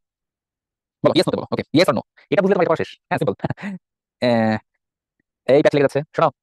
রেসেসিভ হলে হবে না, ডুপ্লিকেট রেসেসিভ হতে হবে, মানে দুইটাই রেসেসিভ হতে হবে, দুইটাই রেসেসিভ হতে হবে। বলো এটা এবং এটা, এখানে কি দুইটাই রেসেসিভ আছে? এটা দুইটাই কি রেসেসিভ? এখানে দুইটাই কি রেসেসিভ? হ্যাঁ হ্যাঁ, আবার ক্যালকুলেট করে বলো। তাহলে ডুপ্লিকেট রেসিসিভ মানে হচ্ছে সত্য হয় স্মল ডি অথবা স্মল ই একসাথে থাকতে হবে, এই কথাটা লিখে রাখো, ঠিক আছে? এই কথাটা খাতায় লিখে রাখো। ওকে এখন বুঝলেন না? ওকে হ্যাঁ ওকে আচ্ছা ঠিক আছে। তাহলে এখানে দেখো সেটা হচ্ছে কোন জায়গায় আমার ডুপ্লিকেট রেসিসিভ জিন আছে সেটা আমি আগে খুঁজে বের করবো। তারপর আমি অলরেডি খুঁজে বের করে রাখছি তোমাদের জন্য। দেখো এটা ডুপ্লিকেট রেসিসিভ, এটা কিন্তু না, এটা ডুপ্লিকেট রেসিসিভ, এটা ডুপ্লিকেট রেসিসিভ, এটা ডুপ্লিকেট রেসিসিভ, এটা ডুপ্লিকেট রেসিসিভ, এটা ডুপ্লিকেট রেসিসিভ। এখানে দেখো এটা তো অবশ্যই, এখানে এটাও এবং এটাও, এখানে ডাবল ডুপ্লিকেট রেসিসিভ, তাহলে দুইটা জিনিস কিন্তু ডুপ্লিকেট রেসিসিভ। আচ্ছা তাহলে খেয়াল করে দেখো এইগুলোতে কিন্তু এরকম ডুপ্লিকেট রেসিসিভ কিন্তু নাই। দেখো একই সাথে ডিডি স্মল অথবা একই সাথে স্মল এরকম কিন্তু এখানে নাই। তার মানে হচ্ছে ডুপ্লিকেট রেসিসিভ কয়টা জায়গায় আছে আমি খুঁজে বের করি। 1 2 3 4 5 6 7। তার মানে হচ্ছে ডুপ্লিকেট এই কথা লিখো, ডুপ্লিকেট রেসিসিভ ব্র্যাকেট লিখবা স্মল ডি অর স্মল ই, ঠিক আছে? প্রেজেন্ট এরকম হচ্ছে 7 7, ঠিক আছে? এরকম হচ্ছে 7 নট প্রেজেন্ট। তাহলে 16 থেকে বাদ দাও, তোমরা জানো এটা হচ্ছে 16 নামটা, তাই না? তাহলে 16 থেকে 7 তুমি হচ্ছে 7 বাদ দাও, তাহলে 9। এজন্য দেখবা অনুপাত হচ্ছে যে নরমাল চাইল্ড 9 আর ডুপ্লিকেট রেসিসিভটা হবে ডিফ এন্ড মিউট, তাহলে ডিফ এন্ড মিউট হচ্ছে 7। আচ্ছা তোমাদের জন্য স্যাররা যে ট্র্যাকটা করে সেটা হচ্ছে অনুপাত দেওয়ার সময় উল্টায় দেয়। ধরো নরমাল এবং ডিফ মিউটের রেশিও হচ্ছে 9:7, তাহলে যদি এটা আমরা বলি, যদি আমরা এটা বলি ডিফ মিউট অনুপাত নরমাল, নরমাল বলো তো এটা কত? এটা একটু কমেন্টে লিখো, এটা একটু কমেন্টে লিখো। হ্যাঁ ডিফ মিউট অনুপাত, হ্যাঁ ডিফ মিউট অনুপাত নরমাল, তখন কি হবে? হ্যাঁ ঠিক আছে, সিয়াম হোসেন অপসরা বাজা তোমরা খুব সুন্দর দিয়েছো, আমি খুবই খুশি। তো বুঝছো আগে দেখে নিবা যে অনুপাত কিভাবে চাইছে, এজন্য তুমি জানা একটা জিনিস কিন্তু ভুলে যাবে, তারা কিন্তু এরকম ট্রিকি প্রশ্ন অনেক সময় করে ফেলে। ওকে নরমাল অনুপাত আমি মনে রাখবো 9:7, ওকে নরমাল টু ডিফ মিউট, ওকে হয়ে গেল। আর তোমাদের জন্য এই যে তোমাদের দীর্ঘ পরীক্ষার পর আমরা একটা কুইজ দিচ্ছি তোমাদের জন্য, বলো what is the gene called which inhibit expression of energy? খুব সহজ, এটা ইনশাআল্লাহ সবাই পারবা। হ্যাঁ সবাই পার্টিসিপেট করো। ওকে হ্যাঁ ভেরি গুড, হ্যাঁ আরো পার্টিসিপেশন চাই, ঠিক আছে? ওকে তাহলে এটা আমরা বলবো এপিস্ট্যাটিক জিন, আমরা ইনফো করি তোমাদের রেজাল্ট আমরা দেখে নেব একটু পরে। আচ্ছা পলিজেনিক ইনহেরিটেন্স, এটা কি জিনিস? আচ্ছা মনে রাখবা পলিজেনিক ইনহেরিটেন্স মানে হচ্ছে যে ইনহেরিটেন্স একটা সিঙ্গেল জিন দ্বারা এটা হয় না, ফিক্সড হয় না। মনে করো আমার হাইট কত, এটা একটা জিন নির্ধারণ করে নাকি অনেকগুলো জিন? হ্যাঁ আমার কালার, আমার বডির যে কালার, এই কালারটা কে নির্ধারণ করে? আমরা ইনফো করলাম। আচ্ছা কালারটা কে নির্ধারণ করে? হ্যাঁ এটা কয়েকটা জিন, মাল্টিপল জিন, হ্যাঁ ঠিক আছে? তাহলে এরকম যে ক্যারেক্টারিস্টিক্স গুলো মাল্টিপল জিন দ্বারা নির্ধারিত হয় এটাকে বলা হয় পলিজেনিক ইনহেরিটেন্স। ওকে আচ্ছা এখানে কিছু এক্সাম্পল আছে, এক্সাম্পলগুলো মুখস্থ রাখতে হবে তোমাদের। এই যে এটা কিন্তু পরীক্ষা আসছে, আমি লিখলাম height, skin colour, eye colour, cows milk, brain colour, of white নেইস। আবার এখানে কিছু ডিজিজ আছে যেমন হচ্ছে অটিজম, ক্যান্সার, ডায়াবেটিস, ঠিক আছে? এই ডায়াবেটিস এখানে লিখে রাখবা, এই ডায়াবেটিস হচ্ছে ডায়াবেটিস মেলিটাস, মেলিটাস এটা হচ্ছে ডি মানে ডায়াবেটিস, ডায়াবেটিস মেলিটাস, এটা একটু লিখে রাখবা। হ্যাঁ দুই ধরনের ডায়াবেটিস আছে তো, এটা ডায়াবেটিস মেলিটাস। ওকে তাহলে আচ্ছা দেখি আমার লিখতে ভালো করেছো। ওকে প্রদীপ্ত ঐশী, তারপর হচ্ছে নাবিহা, ফুয়াদ, সিয়াম, তোমরা ভালো করেছো, তোমাদের সবাইকে শুভেচ্ছা জানাচ্ছি। ওকে আমি পাবলিশ করে দিই তোমাদের রেজাল্টটা। ওকে আমরা লিখে নাও অজাহাত। হ্যাঁ ওকে তাহলে এই ধরনের অনেকগুলো জিনরা যে ক্যারেক্টারিস্টিক নির্ধারিত হয় এটাকে আমরা বলি পলিজেনিক ইনহেরিটেন্স। আচ্ছা এখানে একটা কথা বলা আছে, এই আর কি মোটামুটি আলোচনা, এটা আবিষ্কার করেছেন যে বিজ্ঞানীর নাম হচ্ছে ম্যাথার, হ্যাঁ ম্যাথার তিনি বলেছিলেন। আচ্ছা এখানে একটা কথা বলা আছে, এই কথাটা মানে আমি একটু মার্ক করে দিই, একটু পরে দেখাচ্ছি। সেটা হচ্ছে পলিজেনিক যে বিষয়টা, এই বিষয়গুলোকে আমরা বলি কোয়ান্টিটেটিভ ট্রেটস, যে ক্যারেক্টারিস্টিক্স গুলো, এবং বা কোয়ান্টিটেটিভ ক্যারেক্টার একই কথা, এবং এই ইফেক্টকে আমরা বলি কিউমুলেটিভ, কিউমুলেটিভ মানে অ্যাডিটিভ, ঠিক আছে? এটা মানে কি? হ্যাঁ ওকে আমি এটা ক্লোজ করে দিতে পারি, ঠিক আছে? হ্যাঁ তাহলে এই কথা একটু খালি রাখো যে কিউমুলেটিভ ক্যারেক্টারিস্টিক্স অথবা কোয়ান্টিটেটিভ ক্যারেক্টার এটা বলতে আমরা কি বুঝাই। হ্যাঁ এটা আমি একটু পরে একটা চেক করে দেখাচ্ছি। ওকে আচ্ছা আসো এইখানে তোমরা সবাই একটু খেয়াল করে দেখো, সেটা হচ্ছে নিগ্রো। নিগ্রোতে দেখো জিন আছে হচ্ছে দুই ধরনের, হ্যাঁ একটা হচ্ছে দেখো এটা কিন্তু ডমিনেন্ট জিন, হ্যাঁ এ আচ্ছা আরেকটা হচ্ছে বিবি, এটা কিন্তু একটা ডমিনেন্ট জিন, ঠিক আছে? তাহলে এই নিগ্রোতে টু টাইপস ডমিনেন্ট জিন আছে। ওকে তাহলে এখানে ডমিনেন্ট জিন আসলে কয়টা আছে দেখো, এখানে ডমিনেন্ট জিন আছে চারটা, দেখো capital A, capital A, capital B, capital B, এখানে ডমিনেন্ট জিন আছে চারটা। ওকে আচ্ছা এবার দেখো হোয়াইট পিপল, এখানে দেখো এখানে যে জিনগুলো আছে এগুলো সবই হচ্ছে রিসেসিভ, কেমন? আচ্ছা দেখো এই যে স্মল এ, স্মল বি, এগুলো সবই কিন্তু রিসেসিভ। ওকে আচ্ছা এবার দেখো এদের মধ্যে যখন ক্রসিং হচ্ছে F1, F1 কেমন হচ্ছে? এখান থেকে একটা ই আসবে আর একটা বি আসবে, আর এখান থেকে কি আসবে? একটা স্মল এ আসবে, একটা স্মল বি আসবে। তাহলে আমরা যদি মিক্সিং করি খেয়াল করে দেখো সবগুলোই হবে হচ্ছে একটা capital A, small A, capital B, small B হয়ে গেল। আচ্ছা এদের কালারটা কেমন হয়? এদের কালারটা হচ্ছে মিউলাটো, মিউলাটো মানে হচ্ছে এই আমাদের মতো কি শ্যামলা বলতে পারবো বাংলায় একটা। আচ্ছা এবার দেখো এদের যখন আমি আবার ক্রস করাবো দুইটা F1 কে, F1 ক্রস F1 এরকম যখন ক্রস করবো তখন এই ধরনের গ্যামেট পাওয়া যায়, যেটা তোমাদের সেকেন্ড লয়ে যে ধরনের গ্যামেট তোমরা পেয়েছো আমরা টেকা করে দিই, এটা সবচেয়ে সহজ হবে। এই যে দেখো এখানে দেখো এটাতে আছে চারটা ডমিনেন্ট জিন, আমি লিখে ফেলি, এটাতে আছে চারটা ডমিনেন্ট জিন। ওকে আচ্ছা এখানে দেখো ডমিনেন্ট জিন কয়টা? এখানে ডমিনেন্ট জিন আছে তিনটা। এখানে দেখো ডমিনেন্ট জিন কয়টা? ডমিনেন্ট জিন হচ্ছে তিনটা। আবার এখানে দেখো এখানে ডমিনেন্ট জিন তিনটা। এখানে ডমিনেন্ট জিন কয়টা? তিনটা। এই চারটাতে তুমি যদি দেখো খেয়াল করে দেখো ডমিনেন্ট জিন আছে দুইটা, ডমিনেন্ট জিন দুইটা, ডমিনেন্ট জিন দুইটা, ডমিনেন্ট জিন দুইটা। এখানে যদি তুমি দেখো আচ্ছা আমি ডিফারেন্ট কালার দেখাই, দেখো এখানে এখানে আছে দুইটা, এখানে যদি দেখো এখানে আছে একটা, এখানে যদি দেখো এখানে আছে একটা, এখানে আছে দুইটা, এখানে আছে একটা, এখানে আছে একটা, এখানে আছে জিরো। তাহলে এই যে ডমিনেন্ট জিন দেখো একটা সময় ছিল হচ্ছে চারটা, এরপর হয়ে গেছে তিনটা, তারপর হয়ে গেছে মাঝখানে দুইটা, এরপর হয়ে গেছে একটা, এরপর হয়ে গেছে জিরো।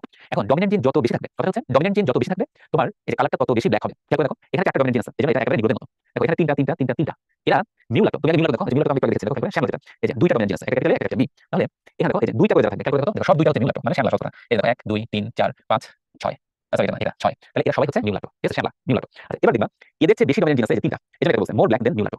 তিনটা মোর ব্ল্যাক নিউলাটো, দেখো এটাও তাই। আচ্ছা আবার একটা জিন, খেয়াল করো মোর হোয়াইট ব্ল্যাক নিউলাটো, কারণ এটা একটা জিন দুইটা না কিন্তু। তাহলে দেখো এখানে হচ্ছে মোর হোয়াইট নিউলাটো, মোর হোয়াইট, আর এটা তো একদমই হোয়াইট, কারণ এখানে কোনো ডমিনেন্ট জিন নেই। তাহলে মনে রাখবা যে ক্যারেক্টারিস্টিক্স এটা নির্ধারিত হয় সেটা হচ্ছে নাম্বার অফ ডমিনেন্ট জিন। নাম্বার অফ ডমিনেন্ট জিন যত বেশি থাকবে ক্যারেক্টারিস্টিক্স তত বেশি এক্সপ্রেসড হবে। এটা লিখো যে নাম্বার অফ ডমিনেন্ট জিন যত বেশি থাকবে ক্যারেক্টারিস্টিক্স তত বেশি এক্সপ্রেসড হবে। এই জন্য এই পলিজেনিক ইনহেরিটেন্সকে আমরা বলছি দেখো কোয়ান্টিটেটিভ ক্যারেক্টার, কারণ যত বেশি কোয়ান্টিটিতে ডমিনেন্ট জিন থাকে তত বেশি ক্যারেক্টারিস্টিক্স হয়, এবং ওইটাকে আমরা বলি কিউমুলেটিভ, কিউমুলেটিভ মানে যত বেশি থাকবে তত বেশি প্রকাশিত হবে, কেমন? আচ্ছা ওকে দেখি। আচ্ছা তোমরা ওকে আমাকে একটু ইয়েস নোতে জানাও। ওকে ইয়েস নোতে জানাও যে তোমরা এই যে কিউমুলেটিভ ক্যারেক্টার বা যেটা হচ্ছে কোয়ান্টিটেটিভ ক্যারেক্টার এই বিষয়টা বুঝতে পেরেছো কিনা, ঠিক আছে? সবাই একটু ইয়েস আর নো এটা জানাও। ওকে তারপর তোমাদের জন্য একটা কুইজ। ওকে 100% বলেছো, তোমরা বুঝতে পেরেছো, ভেরি গুড। আচ্ছা আমরা একটা কুইজ করে দিচ্ছি তোমাদের জন্য, দেখি এটা পাই।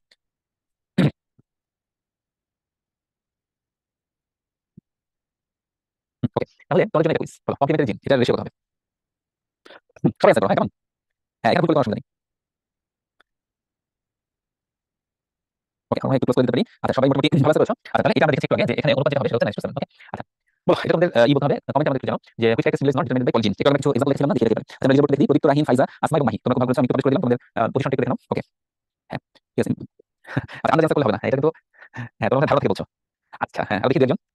না না না এটা সম্ভবত তোমাদের কমন করা নেই, আচ্ছা অসুবিধা নেই। শোনো, এখানে আমরা দেখেছিলাম যে পলিজিন ইনহেরিটেন্সের অনেকগুলো ক্যারেক্টারিস্টিক ছিল, হ্যাঁ, যেমন আসলে শেপ, এই শেপটা কিন্তু সরাসরি ওভাবে উল্লেখ করা নাই, বাকিগুলো কিন্তু তোমাদের বই অনুযায়ী ওটা অ্যান্সার হবে, পলিজিন দ্বারা নিয়ন্ত্রিত হয়, কেমন? এজন্য এটা আমরা শেপ অ্যান্সার করব। আচ্ছা তো এই পার্থক্যগুলো আসলে মুখস্থ করতে হয় না, বলবো যে এটা তুমি একটা রিডিং করলেই হবে, যেহেতু আমি ফার্স্ট এবং সেকেন্ড লটা এক্সপ্লেইন করেছি তোমাদের কাছে, তো সেগুলো কথাই ফেলে আছে, স্পেশাল নেম কি, জেনেটিক রেশিও কি, আদার নেমটা কি, হ্যাঁ এই কথাটা এখানে বলা আছে, তো এটুকু করলেই হবে। আচ্ছা এলিক নন এলিক জিন কি, তোমরা এটা অলরেডি আলোচনা করেছো, আমি বলবো এটাও তোমরা একটু জাস্ট রিডিং করবে, হ্যাঁ এগুলো মুখস্থ করার দরকার নেই। আচ্ছা এরপর হচ্ছে ইনকমপ্লিট ডমিনেন্স, কোডমিনেন্স, এটাও তোমাদের আলোচনা করা হয়েছে, সুতরাং এটাও একটু রিডিং করবা, শেষ, হ্যাঁ এভাবে মুখস্থ করার দরকার নেই। তুমি জিনিসটা যদি বুঝো তাহলে কিন্তু পার্থক্য তোমার জন্য ইজি। আচ্ছা তারপর চলে আসি মনোজেনিক এবং পলিজেনিক। আচ্ছা মনোজেনিক ইনহেরিটেন্স মিন্স যে আমাদের মেন্ডেলিয়ান যে ইনহেরিটেন্স সেটা আসলে মনোজেনিক, হ্যাঁ ওখানে ফার্স্ট ছিল। আচ্ছা তাহলে ওইটার রুলগুলো চলে আসবে পাশে, আর পলিজেনিক হচ্ছে যে একটু আগে আমরা যেটা দেখলাম সেটা। ওকে এটাও আমি বলবো, এটা ব্যবস্থা দিয়ে রাখি, এটা একটু মনে রাখবা, ঠিক আছে? আচ্ছা এরপর চলে যাই। আচ্ছা এখন আমরা যেটা জানবো সেটা হচ্ছে সেক্স ডিটারমিনেশন প্রিন্সিপাল। ওকে আচ্ছা সেক্স ডিটারমিনেশন খুব সহজ, এটাকে আমরা যে ক্রোমোজোম দিয়ে ব্যাখ্যা করি এক্স ওয়াই অথবা জিরো। আচ্ছা অটোজোম তোমরা জানো যে আমাদের অটোজোম 22 আর সেক্স ক্রোমোজোম থাকে 1 পেয়ার, এটা সবাই জানো এক্স ওয়াই। আচ্ছা এখন দেখো আমরা মেল এবং ফিমেল কিভাবে দেখাই, এটা হচ্ছে এক্স এক্স, এর মানে হচ্ছে মেল, না ফিমেল, ফিমেল এটা হচ্ছে ফিমেল, ফিমেল এটা হচ্ছে ফিমেল। আর যদি এমন হয় এক্স ওয়াই এটা হচ্ছে মেল, তাই না? এখন দেখো কোনটা দেখতে একই রকম, এখানে হচ্ছে দুইটা ক্রোমোজোম একই রকম, এজন্য ফিমেলকে বলা হচ্ছে হোমোগ্যামিট, ফিমেলকে বলা হচ্ছে হোমোগ্যামিট। আর মেল যেটা হোমোগ্যামিক সেক্স, হ্যাঁ মেল যেটা সেটা হচ্ছে এক্স ওয়াই মানে ডিফারেন্ট, এজন্য এটা বলা হচ্ছে হেটেরোগ্যামিক সেক্স, অথবা গ্যামিটকে বলা হচ্ছে হেটেরোগ্যামিট, মানে একটা এক্স যাবে আর একটা ওয়াই যাবে। ওকে আচ্ছা এই মোটামুটি কথা। আচ্ছা এখন আসলে এইটা আমরা একটু জানতে পারি সেটা হচ্ছে ডিফারেন্ট এনিমেলে এই যে মানে সেক্স ক্রোমোজোমগুলোকে এভাবে দেখানো হয়, ঠিক আছে? তো যে মানুষের ক্ষেত্রে তোমরা জানো এক্স এক্স হচ্ছে ফিমেল আর এক্স ওয়াই হচ্ছে মেল, এভাবে করে যে বিভিন্ন টাইপ আছে এই উদাহরণগুলো 100% এটা একটু মুখস্থ রাখতে হবে, কেমন? এখান থেকে প্রশ্ন আসবে, ঠিক আছে? এবং এসেছে মেডিকেল আসছে আবার ইউনিভার্সিটি প্রশ্ন এসেছে, সুতরাং এই এক্সাম্পলগুলো একটু মনে রাখবা, এটা বোঝানোর কিছুই নাই, জাস্ট মনে রাখতে হবে তোমাদের, কেমন? আচ্ছা আসলে তোমাদের জন্য প্রশ্ন দেখো তো এটা অ্যান্সার করা যায় কিনা, সবাই একটু কমেন্টে জানাও। ওকে হ্যাঁ আচ্ছা পলিজেনিক ইনহেরিটেন্স হ্যাঁ এক্সেপশন কিনা, হ্যাঁ সঞ্জিত অবশ্যই এক্সেপশন, রাইট। পলিজেনিক ইনহেরিটেন্স আসলে নন মেন্ডেলিয়ান ইনহেরিটেন্স, হ্যাঁ এটাকে আসলে ফার্স্ট ল বা সেকেন্ড ল এক্সেপশন হিসেবে বলা দরকার নেই, এটা হচ্ছে নন মেন্ডেলিয়ান ইনহেরিটেন্স, মানে এটা মেন্ডেলের সূত্র, প্রথম সূত্র দ্বিতীয় সূত্র কোনটাই ফলো করে না, ঠিক আছে? আচ্ছা হ্যাঁ বলো তাহলে how many sex chromosome human body? আচ্ছা বডি বলতে একটা সেলে কতগুলো সেক্স ক্রোমোজোম থাকে, তাহলে এটা অ্যান্সার হবে ডি, তাই না? দুইটা থাকে এক্স এক্স বা এক্স ওয়াই। আর how many autosome are there in each somatic cell? আচ্ছা অটোজোম থাকে হচ্ছে পেয়ার বলছে নাকি হাউ মেনি অটোজোম, তাহলে এটা উত্তর হবে 44, তাই না? এই অটোজোম তোমরা অ্যান্সার করলে কেন? 46 হবে না, অটোজোম তো 44 বাই 22 পেয়ার, ভেরি গুড। তাহলে এটা কি হবে? Which of the following chromosome structure is true for man? Man কি হবে? খুবই সহজ, হ্যাঁ এটা অ্যান্সার করলে ওকে এটা অ্যান্সার হবে 46 এক্স ওয়াই। ওকে আচ্ছা সেক্স লিঙ্ক ডিসঅর্ডার আছে কতগুলো হিউম্যান বডিতে থাকে, এটা আমরা শুধু জানো 60, এটা ইম্পর্টেন্ট কিন্তু 60 সেক্স লিঙ্ক ডিসঅর্ডার মানে ওই এক্স ওয়াই ক্রোমোজোম রিলেটেড যে ডিসঅর্ডারগুলো হয় এই উদাহরণগুলো আমরা জানতে হবে, যেমন red green colour blindness, haemophilia, দুটি মাসকুলার ডিস্ট্রফি, হ্যাঁ আচ্ছা আর একটা এক্সেপশন আছে সবই এক্স লিঙ্ক, ওয়াই লিঙ্ক একটা ক্যারেক্টারিস্টিক আছে যেটা হচ্ছে ইয়ার হেয়ার, তোমরা দেখবা বিশেষ করে আমার ছেলেদের, হ্যাঁ দেখবা যে কানের এখানে বড় বড় লোম থাকে, হ্যাঁ একে বলে ইয়ার হেয়ার, ঠিক আছে? এটা হচ্ছে ওয়াই ক্রোমোজোমে থাকে এই ক্যারেক্টারিস্টিক্স জিন। হ্যাঁ লাস্ট কোশ্চেনটা বুঝিনি। আচ্ছা লাস্ট কোশ্চেনটা দেখি আমরা ক্রোমোজোমাল স্ট্রাকচার মানে মানুষের প্রথমে হচ্ছে স্ট্রাকচার বলতে বোঝাচ্ছে টোটাল ক্রোমোজোম কত, হ্যাঁ প্রথমে আমি লিখলাম টোটাল ক্রোমোজোম 46, ভালো কথা। এখন কথা হচ্ছে সেক্স ক্রোমোজোমটা কেমন, এক্স এক্স নাকি এক্স ওয়াই? তাহলে দেখো খেয়াল করে 46 এক্স ওয়াই, তাহলে এটা হবে হচ্ছে ম্যান, মানুষের ক্ষেত্রে, তাই না? আচ্ছা ম্যান বলতে আসলে এখানে মেল আর কি, হ্যাঁ ম্যান বলতে এটা মেল ইন্ডিকেট করছে, মেল মেল, হ্যাঁ ঠিক আছে? ম্যান মানে হিউম্যান না, এটা হচ্ছে মেল, হ্যাঁ ম্যান আর ওমেন বুঝছো, ওই হিসাবে বলছে, এখন নিশ্চয়ই বুঝতে পারছো, হ্যাঁ সঞ্জিদা? ওকে ম্যান বলতে এখানে মেল বুঝাচ্ছে, ঠিক আছে? আচ্ছা গেল। আচ্ছা কিছু সেক্স লিঙ্ক ডিসঅর্ডার আছে এগুলো আমাদের জানতে হবে 100% একদম মুখস্থ, সেক্স লিঙ্ক ডিসঅর্ডার কি আছে। আচ্ছা এগুলো সাইন আসলে এতটা ইম্পর্টেন্ট না। আচ্ছা প্রথমে হচ্ছে রেড গ্রিন কালার ব্লাইন্ডনেস, আমি পরে দেখাবো যে সে কিন্তু রেড গ্রিন এবং তোমার হচ্ছে এদের মধ্যে ডিফারেন্সিয়েট করতে পারে না। হেমোফিলিয়া এটা হচ্ছে একটা ব্লাড ডিসঅর্ডার, হ্যাঁ এতটুকু জানবো। এরপরে আছে মাসকুলার ডিস্ট্রফি, এটা হচ্ছে একটা মাসল ডিসঅর্ডার, হ্যাঁ মাসল ডিজিজ তুমি যেটা বলো এটাও তোমাদের বইতে কিছু আলোচনা আছে। আচ্ছা নাইট ব্লাইন্ডনেস দেখতে পারেন না, এই যে শোনো এখানে তোমাদের ভুল হবে, আমি একটু মার্ক করে দিই। ডায়াবেটিস দেখো এখানে কি বলছে, এটা হচ্ছে ডায়াবেটিস ইনসিপিডাস, বলো এটা কি বলছে? এটা বলছে ডায়াবেটিস ইনসিপিডাস, এটা লিখে রাখো নট ডায়াবেটিস মেলিটাস, এটা কিন্তু ডায়াবেটিস মেলিটাস না, মনে রাখবা ডায়াবেটিস মেলিটাস এটা হচ্ছে পলিজেনিক ইনহেরিটেন্স। ওকে তাহলে ডায়াবেটিস মেলিটাস এটা হচ্ছে পলিজেনিক ইনহেরিটেন্স, আর ডায়াবেটিস ইনসিপিডাস এটা হচ্ছে সেক্স লিঙ্ক ডিসঅর্ডার। দেখো একটু ব্যাকস্ল্যাশ দেখতে আসলে। আচ্ছা ফ্রাজাইল এক্স এটা বলা হচ্ছে এটা মেন্টাল ডিসএবিলিটি হয়, হাইপার ট্রাইকোসিস দেখো এখানে কি হয়, হাইপার মানে বেশি আর ট্রাইকো, ট্রাইকো মানে হচ্ছে হেয়ার, তাহলে বডিতে হেয়ার বেশি, দেখবেন অনেকের মানে লোশ অনেক মাস থাকে, এটা বলে হাইপার ট্রাইকোসিস, এটা একটা ডিসঅর্ডার, হ্যাঁ। আচ্ছা আরেকটা হচ্ছে টেস্টিকুলার ফেমিনাইজেশন, এই যে ফেমিন ফেমিন ফেমিন শব্দটা মানে হচ্ছে ফেমিনিজম বলে না, মানে মেয়ে মেয়ে হয়ে যাচ্ছে, দেখো টেস্টিস টেস্টিস তাদের থেকে মেলে থাকে, মেল যখন ফিমেলের মতো হয়ে যাচ্ছে এটা বলা হয় টেস্টিকুলার ফেমিনাইজেশন, দেখো male individual slowly turning to female মানে মেল ফিমেল হয়ে যাচ্ছে, এটা একটা ডিসঅর্ডার, হ্যাঁ। আচ্ছা গেল। এখন তোমাদের জন্য প্রশ্ন দেখি, এটা উত্তর করো একটু কমেন্টে, হ্যাঁ ইনবক্সে, হ্যাঁ ইনবক্সে অ্যান্সার করো, ইনবক্সে অ্যান্সার করো। অটোজোমাল রিসেসিভ ডিসঅর্ডার কোনটা? Are not sex link disorder, দুটোর উত্তর কিন্তু একই যেটা সেক্স লিঙ্ক ডিসঅর্ডার না ওটাই হচ্ছে অটোজোমাল রিসেসিভ ডিসঅর্ডার, বুঝছো? আমি ক্লু দিয়ে দিলাম, এবার এটা অ্যান্সার করো, দুটোরই একই অ্যান্সার, এবার খুঁজে বের করে দিলাম কি হবে বলতো? আচ্ছা ঠিক আছে প্রদীপ্ত সঞ্জিদা খুব ভালো আনসার দিয়েছে, তাহলে এখানে হবে haemophilia, sorry sorry sorry not haemophilia, haemophilia তো অবশ্যই সেক্স লিঙ্ক ডিসঅর্ডার, এটা হচ্ছে থ্যালাসেমিয়া, থ্যালাসেমিয়া এখানে উত্তরটা হবে থ্যালাসেমিয়া, বাকিগুলো কিন্তু সেক্স লিঙ্ক ডিসঅর্ডার, কেমন? আচ্ছা তোমাদের জন্য একটা কুইজ, আমরা একটু কুইজে চলে যাই। আচ্ছা কুইজ 4, হ্যাঁ কুইজ 4 কুইক কুইজ, ওকে হ্যাঁ ওকে, ঠিক আছে, কতগুলো থাকে? 16, খুবই সহজ। আচ্ছা, আমরা এটা ইনক্লুড আমরা দেখে নিতে পারবা। আচ্ছা, প্রথমে যেটা আছে সেটা হচ্ছে রেড গ্রিন কালার ব্লাইন্ডনেস, মানে হচ্ছে লাল এবং সবুজের মধ্যে ডিফারেন্স করতে পারে না। তোমরা জানো এটা? এটা প্রথম যিনি লিখেছিলেন বিজ্ঞানীর নাম হচ্ছে জন ডাল্টন। এজন্য রেড গ্রিন কালার ব্লাইন্ডনেসকে বলা হয় ডাল্টনিজম। ওই বিজ্ঞানীর নাম অনুসারে এটাকে ডাল্টনিজম বলে। আচ্ছা, এটাতে একটা চার্ট দেখে ডাক্তার আমরা যেটা টেস্ট করি যে তোমার লাল সবুজ বর্ণ আছে কিনা। আচ্ছা, ফুয়াদ, অক্ষরা, সিয়াম, মাহি এবং বিসমি তোমরা ভালো করেছো, আমি একটু পাবলিশ করে দিই। ওকে, আচ্ছা, আমাকে একটু গোপনে জানাতে পারবা? সেটা হচ্ছে ইনবক্সে লিখো তো তোমাদের আজকে যে ক্লাসে আছো এর মধ্যে কারো এই যে কালার ব্লাইন্ডনেস আছে কিনা একটু গোপনে আমাদের জানাও, কেউ জানবে না। ঠিক আছে? আচ্ছা, এটা আমি করি ইয়েস নো, ইয়েস নো দিই। তাহলে হবে কি কে অ্যানসার করছে আমি দিতে পারবো না। হ্যাঁ, দেখি তো। এটা আসলে এত কমন না, তাই না? হ্যাঁ, হ্যাঁ, কয়েকজনের আছে। ওকে, কোনো সমস্যা নেই। ঠিক আছে? ওকে, আমি একটু জাস্ট জেনে নিলাম। আচ্ছা, এখন দেখো এখানে যে চার্টটা করা হয় এটা বলা হয় ইশিহারা চার্ট। ওকে, তো নরমালি যেটা হয় সেটা হচ্ছে এই যে এখানে যে কথাটা লেখা আছে এটা আমরা শর্টে দেখব যে marriage between colour blind male and normal female কি হয়। এই যে এই কথাটা এখান থেকে আমরা পড়বো, এখান থেকে মুখস্থ করার দরকার নাই। ঠিক আছে? এই জিনিসটা চার্ট, এটা লেখা এটা just chart. C chart, chart থেকে পড়বো। কি পড়বো দেখো তাহলে। আচ্ছা, এখানে দেখো হ্যাঁ, মেল হচ্ছে কালার ব্লাইন্ড কেন? এই যে সি মানে কালার। তাহলে কালারের জন্য ডিফেক্টিভ জিন এখানে আছে। এজন্য এই কালার ব্লাইন্ড। তাহলে কালার ব্লাইন্ড মেল এর সাথে বিয়ে হচ্ছে নরমাল ফিমেল। নরমাল ফিমেল দেখো, নরমাল ফিমেল হচ্ছে ক্যাপিটাল সি, এক্স সি মানে capital C. Capital C normal. এই কথাটা খালি রাখো। ঠিক আছে? ওকে, ওকে, ওকে, মেশা ঠিক আছে। ওকে, কোনো সমস্যা নাই। আচ্ছা, তাহলে লিখে রাখো ক্যাপিটাল সি মানে নরমাল, স্মল সি মানে কালার ব্লাইন্ড। এটা লিখো না, বুঝতে পারবে না। ঠিক আছে? আচ্ছা, এখন দেখো জ্ঞানী ফলো ভালো কথা। এরপরে হচ্ছে চাইল্ড হচ্ছে। চাইল্ড চার রকম হবে। এই যে ক্যাপিটাল সি আর এখানে আছে স্মল সি। এই যে স্মল সি দেখো, ক্যাপিটাল সি আর স্মল সি। এখানে দেখো ক্যাপিটাল সি ওয়াই। এখানে আসলে হুম কেমন হয়ে গেল না? আচ্ছা, ক্যাপিটাল হ্যাঁ ঠিক আছে, এক্স হ্যাঁ এক্স ওয়াই দেখো, যেখানে ওয়াই আসছে হ্যাঁ ঠিক আছে, সমস্যা নেই। Capital C Y. আচ্ছা, আর এখানে যেটা হচ্ছে সেটা হচ্ছে এবার ঠিক আছে। ওকে, এবার দেখো কালার ব্লাইন্ড মেল এবং নরমাল ফিমেল এর মধ্যে যদি ক্রস হয় তাহলে কি হচ্ছে দেখো, সেটা হচ্ছে এই ডটারে যেটা হচ্ছে সেটা হচ্ছে একটা নরমাল জিন একটা ডিফেক্টিভ জিন, এটাকে আমরা বলি ক্যারিয়ার। একটা নরমাল জিন একটা ডিফেক্টিভ জিন, এটাকে বলে ক্যারিয়ার। মানে সে নিজে কালার ব্লাইন্ড না কিন্তু তার ছেলে মেয়ে এর মধ্যে কালার ব্লাইন্ডনেস হতে পারে। এজন্য এটাকে বলা হয় ক্যারিয়ার অফ জিন but not himself or herself diseased. বুঝছো? সে নিজে রোগী না কিন্তু সে ডিফেক্টিভ জিন ক্যারি করে, যাতে করে তার সন্তানদের মধ্যে এই রোগটা হওয়ার একটা সম্ভাবনা থাকে। এজন্য এটাকে বলে ক্যারিয়ার। তাহলে দেখো ইনি ক্যারিয়ার কেন? একটা সিঙ্গেল ডিফেক্টিভ জিন আছে। আচ্ছা, ইনি কি ক্যারিয়ার? খেয়াল করো, এই যে ক্যাপিটাল সি আছে স্মল সি আছে, তাহলে ইনিও ক্যারিয়ার, মানে একটা ডিফেক্টিভ জিন আছে। আচ্ছা, এই কথাটা একটু খাতা লিখবা যে in case of female to become color blind she needs two color blind gene defective gene হ্যাঁ বা defective gene for color blindness. In case of female she needs two defective genes to express color blindness but to become color blindness. সুতরাং মেয়েদের colour ব্লাইন্ডনেসের জন্য দুইটা defective জিন লাগবে। খেয়াল করো, এখানে কিন্তু একটা ডিফেক্টিভ জিন আছে। এটা একটা কালার দেখানোর জন্য বোঝাচ্ছে না। দেখো ইহা হচ্ছে ডিফেক্টিভ জিন, ইহা হচ্ছে ডিফেক্টিভ জিন, এটা হচ্ছে নরমাল জিন, এটা নরমাল জিন। ক্যাপিটাল সি মানে নরমাল জিন, এটা কিন্তু লিখতে বলছিলাম তাই না? তাহলে একটা সিঙ্গেল ডিফেক্টিভ জিন থাকলে সে নিজে কিন্তু কালার ব্লাইন্ড হবে না, শুধু ক্যারিয়ার হবে, তার পরবর্তী সন্তানদের মধ্যে এটা হতে পারে। আচ্ছা, এখানে দেখো ছেলেদের ক্ষেত্রে কি হচ্ছে, ছেলেদের ক্ষেত্রে যেটা হচ্ছে সেটা হচ্ছে এই যে ওয়াই আছে আর ক্যাপিটাল সি মানে নরমাল, এটা মানে নরমাল মানে ঠিক আছে। তাহলে এখানে কোনো কালার ব্লাইন্ডনেস জিন নাই। তাহলে in case of male single defective gene is enough to become colour blind. In case of male single defective gene is enough to become colour blind, মানে ছেলেদের যদি একটা ডিফেক্টিভ জিন থাকে তাহলে সে কালার ব্লাইন্ড হবে। এজন্য ছেলেদের কালার ব্লাইন্ডনেস বেশি হয়। ঠিক আছে? কারণ একটা সিঙ্গেল ডিফেক্টিভ জিন থাকলে হয়, আমি এদের ক্ষেত্রে দুটোই কি থাকতে হবে, ডিফেক্টিভ জিন থাকতে হবে। ওকে, আচ্ছা, তোমরা এই টিকার বোর্ডটা বুঝতে পেরেছো কিনা? হ্যাঁ, মাইন্ড সামনে ঠিক বলেছেন, বাবার জন্য মেয়েরা ক্যারিয়ার হয়, মায়ের জন্য ছেলে কালার ব্লাইন্ড হয়। কালার ব্লাইন্ড এই টিকার বোর্ডে যেটা আছে সেটুকু তোমরা বুঝতে পেরেছো কিনা এটা আমাকে একটু ইয়েস করতে চাও, ইয়েস অর নো। আচ্ছা, আমরা এরপরে আগে পারি। হ্যাঁ, কারণ হচ্ছে ছেলেদের একটা এক্সপ্রেশন থাকে। সঞ্জিতার উত্তরটা একদম কারেক্ট। ওকে, 100% বুঝতে পেরেছো। আচ্ছা, এখানে একটা গল্প, এই গল্পটা হচ্ছে নানা নাতির গল্প। নানা নাতির গল্প মানে বিষয়টা এরকম, সেটা হচ্ছে ধরো কি হয়, এটা হচ্ছে বাবা, বাবা হচ্ছে এক্স স্মল সি ওয়াই। এখন এই বাবা থেকে একটা এক্স স্মল সি আর এটা আসবে মেয়েতে, হ্যাঁ ডটার, ঠিক না? তাহলে দেখো এটা হচ্ছে বাবা প্যারেন্ট, ফাদার, এটা কি ফাদার, এটা হচ্ছে ফাদার। ফাদার তার ডটারকে ওয়াই তো দিবে না তাই না? ফাদার তার ডটারকে দিবে এক্স সি স্মল সি মানে ডিফেক্টিভ জিন। এখন দেখো এই ডটার তার ছেলেকে দিবে, সে তো তার ছেলেকে একটা এক্স দিবে, ওই ছেলে বাবার কাছ থেকে পাবে ওয়াই। তাহলে দেখো ডটার, এটাকে আমরা বলবো গ্র্যান্ড সন, GRAND গ্র্যান্ড সন। তাহলে দেখো এই ফাদার ইনি হচ্ছে কালার ব্লাইন্ড, আমি এভাবে দেখাচ্ছি হ্যাঁ, কালার ব্লাইন্ড। এরপরে সেই কালার ব্লাইন্ডের ডিফেক্টিভ জিন তিনি দিয়ে দিলেন তার ডটারকে, তার ডটার সেই ডিফেক্টিভ জিন দিয়ে দিল তার মানে ইকে সানকে। তাহলে এটাকে আমরা বলবো গ্র্যান্ড সন। তার এই যে ফাদারের গ্র্যান্ড সন, তার মানে হচ্ছে সহজ বাংলা যদি বলি এটা নানা, এটা হচ্ছে মা, এটা হচ্ছে নাতি। তাহলে দেখো নানা যদি কালার ব্লাইন্ড হয় নাতি কিন্তু কালার ব্লাইন্ড হবে। নানা নাতি তাই না, এদের মধ্যে অনেক মিল থাকবে। তাহলে এই ধরনের ইনহেরিটেন্সকে বলা হচ্ছে, দেখো এখানে একটা কথা আছে, এই ধরনের ইনহেরিটেন্সকে বলে Chris cross inheritance. Chris cross inheritance কেন? খেয়াল করো, মেল থেকে ফিমেলে যাচ্ছে, ফিমেল থেকে আবার মেলে যাচ্ছে, নানা থেকে মায়ে যাচ্ছে, মা থেকে নাতিতে যাচ্ছে। তাহলে মেল থেকে ফিমেলে যাচ্ছে, ফিমেল থেকে আবার মেলে যাচ্ছে, এজন্য এটা বলা হচ্ছে ক্রিস ক্রস ইনহেরিটেন্স। তোমরা ক্রিস ক্রস ইনহেরিটেন্স বুঝতে পেরেছো কিনা? হ্যাঁ, নাম যে দেখতে আমি দিব এই 2 মিনিট, হ্যাঁ এটা আমাকে একটু ইউজ করতে যাও। ঠিক আছে? হ্যাঁ, ক্রিস ক্রস নানা নাতি গল্প, ক্রিস ক্রস ইনহেরিটেন্স মানে নানা নাতি গল্প, সহজ করে দিতে। ওকে, তোমরা কি জানো? ওকে, ভেরি গুড, 100% বুঝছো, বুঝতে পেরেছো। ওকে, আচ্ছা আমরা এখানে একটু দেখি, সেটা হচ্ছে দেখো ক্যাপিটাল সি মানে নরমাল আর ক্যারিয়ার ফিমেল, এটা কেমন? এই দেখো একটা নরমাল একটা ডিফেক্টিভ। এখন এদের মধ্যে দেখো এই দেখো দুইটাই নরমাল, তো এটা নরমাল। দেখো একটা নরমাল আর একটা ডিফেক্টিভ, তাহলে এটা ক্যারিয়ার। দেখো এটা নরমাল, ওয়াই নিয়ে তোমাদের চিন্তা নাই। এইটা দেখো এটা ডিফেক্টিভ, তাহলে এটা নরমাল সান, এটা হচ্ছে কালার ব্লাইন্ড সান, হয়ে গেল। তাহলে দেখো যখন একটা নরমাল মেলের সাথে ক্যারিয়ার ফিমেলের মেল করে তাদের ডটার নরমাল হওয়ার চান্স 50%, ক্যারিয়ার হওয়ার চান্স 50%, তাদের সান নরমাল হওয়ার চান্স 50%, তাদের সান কালার ব্লাইন্ড হওয়ার চান্স হচ্ছে 50%। এই পার্সেন্টেজ দিয়ে তুমি মনে রাখতে পারো। ওকে, ঠিক আছে। এখানে দেখো আমরা এই কথাগুলো অলরেডি বলেছি, অসুবিধা নেই। হ্যাঁ, এখানে আমরা দেখছি হচ্ছে ইশারা চার্ট। এখানে এখানে সব যে সংখ্যাটা দাও সেটা কি সবাই একটু লিখো, দেখি আসলে কি কালার ব্লাইন্ড। আমি যেটা দেখতে পাচ্ছি না আমি কনফিউজড। হ্যাঁ দেখো আচ্ছা, সবাই প্রদীপ্ত বলছে। ওকে প্রদীপ্ত, ভেরি গুড, তুমি কালার ব্লাইন্ড না আমাদের বুঝতে পারছি। আচ্ছা, এটা হচ্ছে ইশারা চার্ট, সহজ কথা। হ্যাঁ, আচ্ছা দেখো মেডিকেলে একটা প্রশ্ন আছে যে নরমাল ম্যান ম্যারিজ এ কালার ব্লাইন্ড হোমোজাইগাস উইমেন। তাহলে আমি একটু চেক করতে লিখে ফেলি। হ্যাঁ, আমরা আমাদের এরপরই আমরা একটা নাম দিয়ে দিব। হ্যাঁ ঠিক আছে, আমরা এই জাস্ট লাস্ট স্লাইড, এরপর আমরা আমাদের জন্য 10 মিনিট দিব। ঠিক আছে? আচ্ছা, normal man marriage colour blind homozygous women. আচ্ছা, নরমাল ম্যান মানে হচ্ছে দেখো, আমি এটা থেকে একটু অ্যান্সার করব। দেখো নরমাল ম্যান মানে X capital C Y, Y এর সাথে ম্যারি হলো দেখো কালার ব্লাইন্ড হোমোজাইগাস ওমেন। তার মানে হোমোজাইগাস মানে এখানে স্মল সি দুইটা আছে তাই না? স্মল সি দুইটা আছে, এজন্য তো কালার ব্লাইন্ড। মেয়েদের কালার ব্লাইন্ডের জন্য দুইটা জিনিস লাগবে। এখন বলছে what will happen to their son, তার ছেলের কি হবে? খেয়াল করো তো, এখানে আসবে দুইটা জিনিস, এখান থেকে আসবে এক্স সি কমা আরেকটা আসবে ওয়াই। এখান থেকে কি আসবে দেখো, এই যে এখান থেকে আসবে এক্স ডিফেক্টিভ সি, এটাও কি কেমন এক্স সি, এগুলো মিট তাই না? এবার আমরা একটু ক্রস করি, বলে দিছে what will happen to their son, son বলে আমি এখান থেকে এক্স নিব না, আমি শুধু ওয়াইটা নিব। বাবার কাছ থেকে কি নিব বলো? ওয়াই নিব। তাহলে ওয়াই নিলে দেখো এটার সাথে এটা ক্রস করলে কি হয়? এক্স ডিফেক্টিভ সি ওয়াই, আর এটার সাথে এটা যদি আমি নিই তাহলে কি হবে? X defective C Y. তার মানে এটা কালার ব্লাইন্ড, কালার ব্লাইন্ড, এটা কি হবে? Colour blind. মানে আমরা একটু শর্টকাট চেক আউট করে ফেলবো, তাহলে আমাদের জন্য সুবিধা। তাহলে কি হবে বলো? সব ছেলেরা হবে কালার ব্লাইন্ড। ঠিক আছে না? আচ্ছা, দেখি কে কে সঠিক উত্তর দিয়েছে। হ্যাঁ, প্রদীপ এবং সামাদ সঠিক উত্তর দিয়েছে। তোমাদের সবাইকে শুভেচ্ছা। আমি এই মুহূর্তে নামাজের জন্য 10 মিনিটের একটা ব্রেক নিচ্ছি। ঠিক আছে? 10 মিনিট ব্রেক।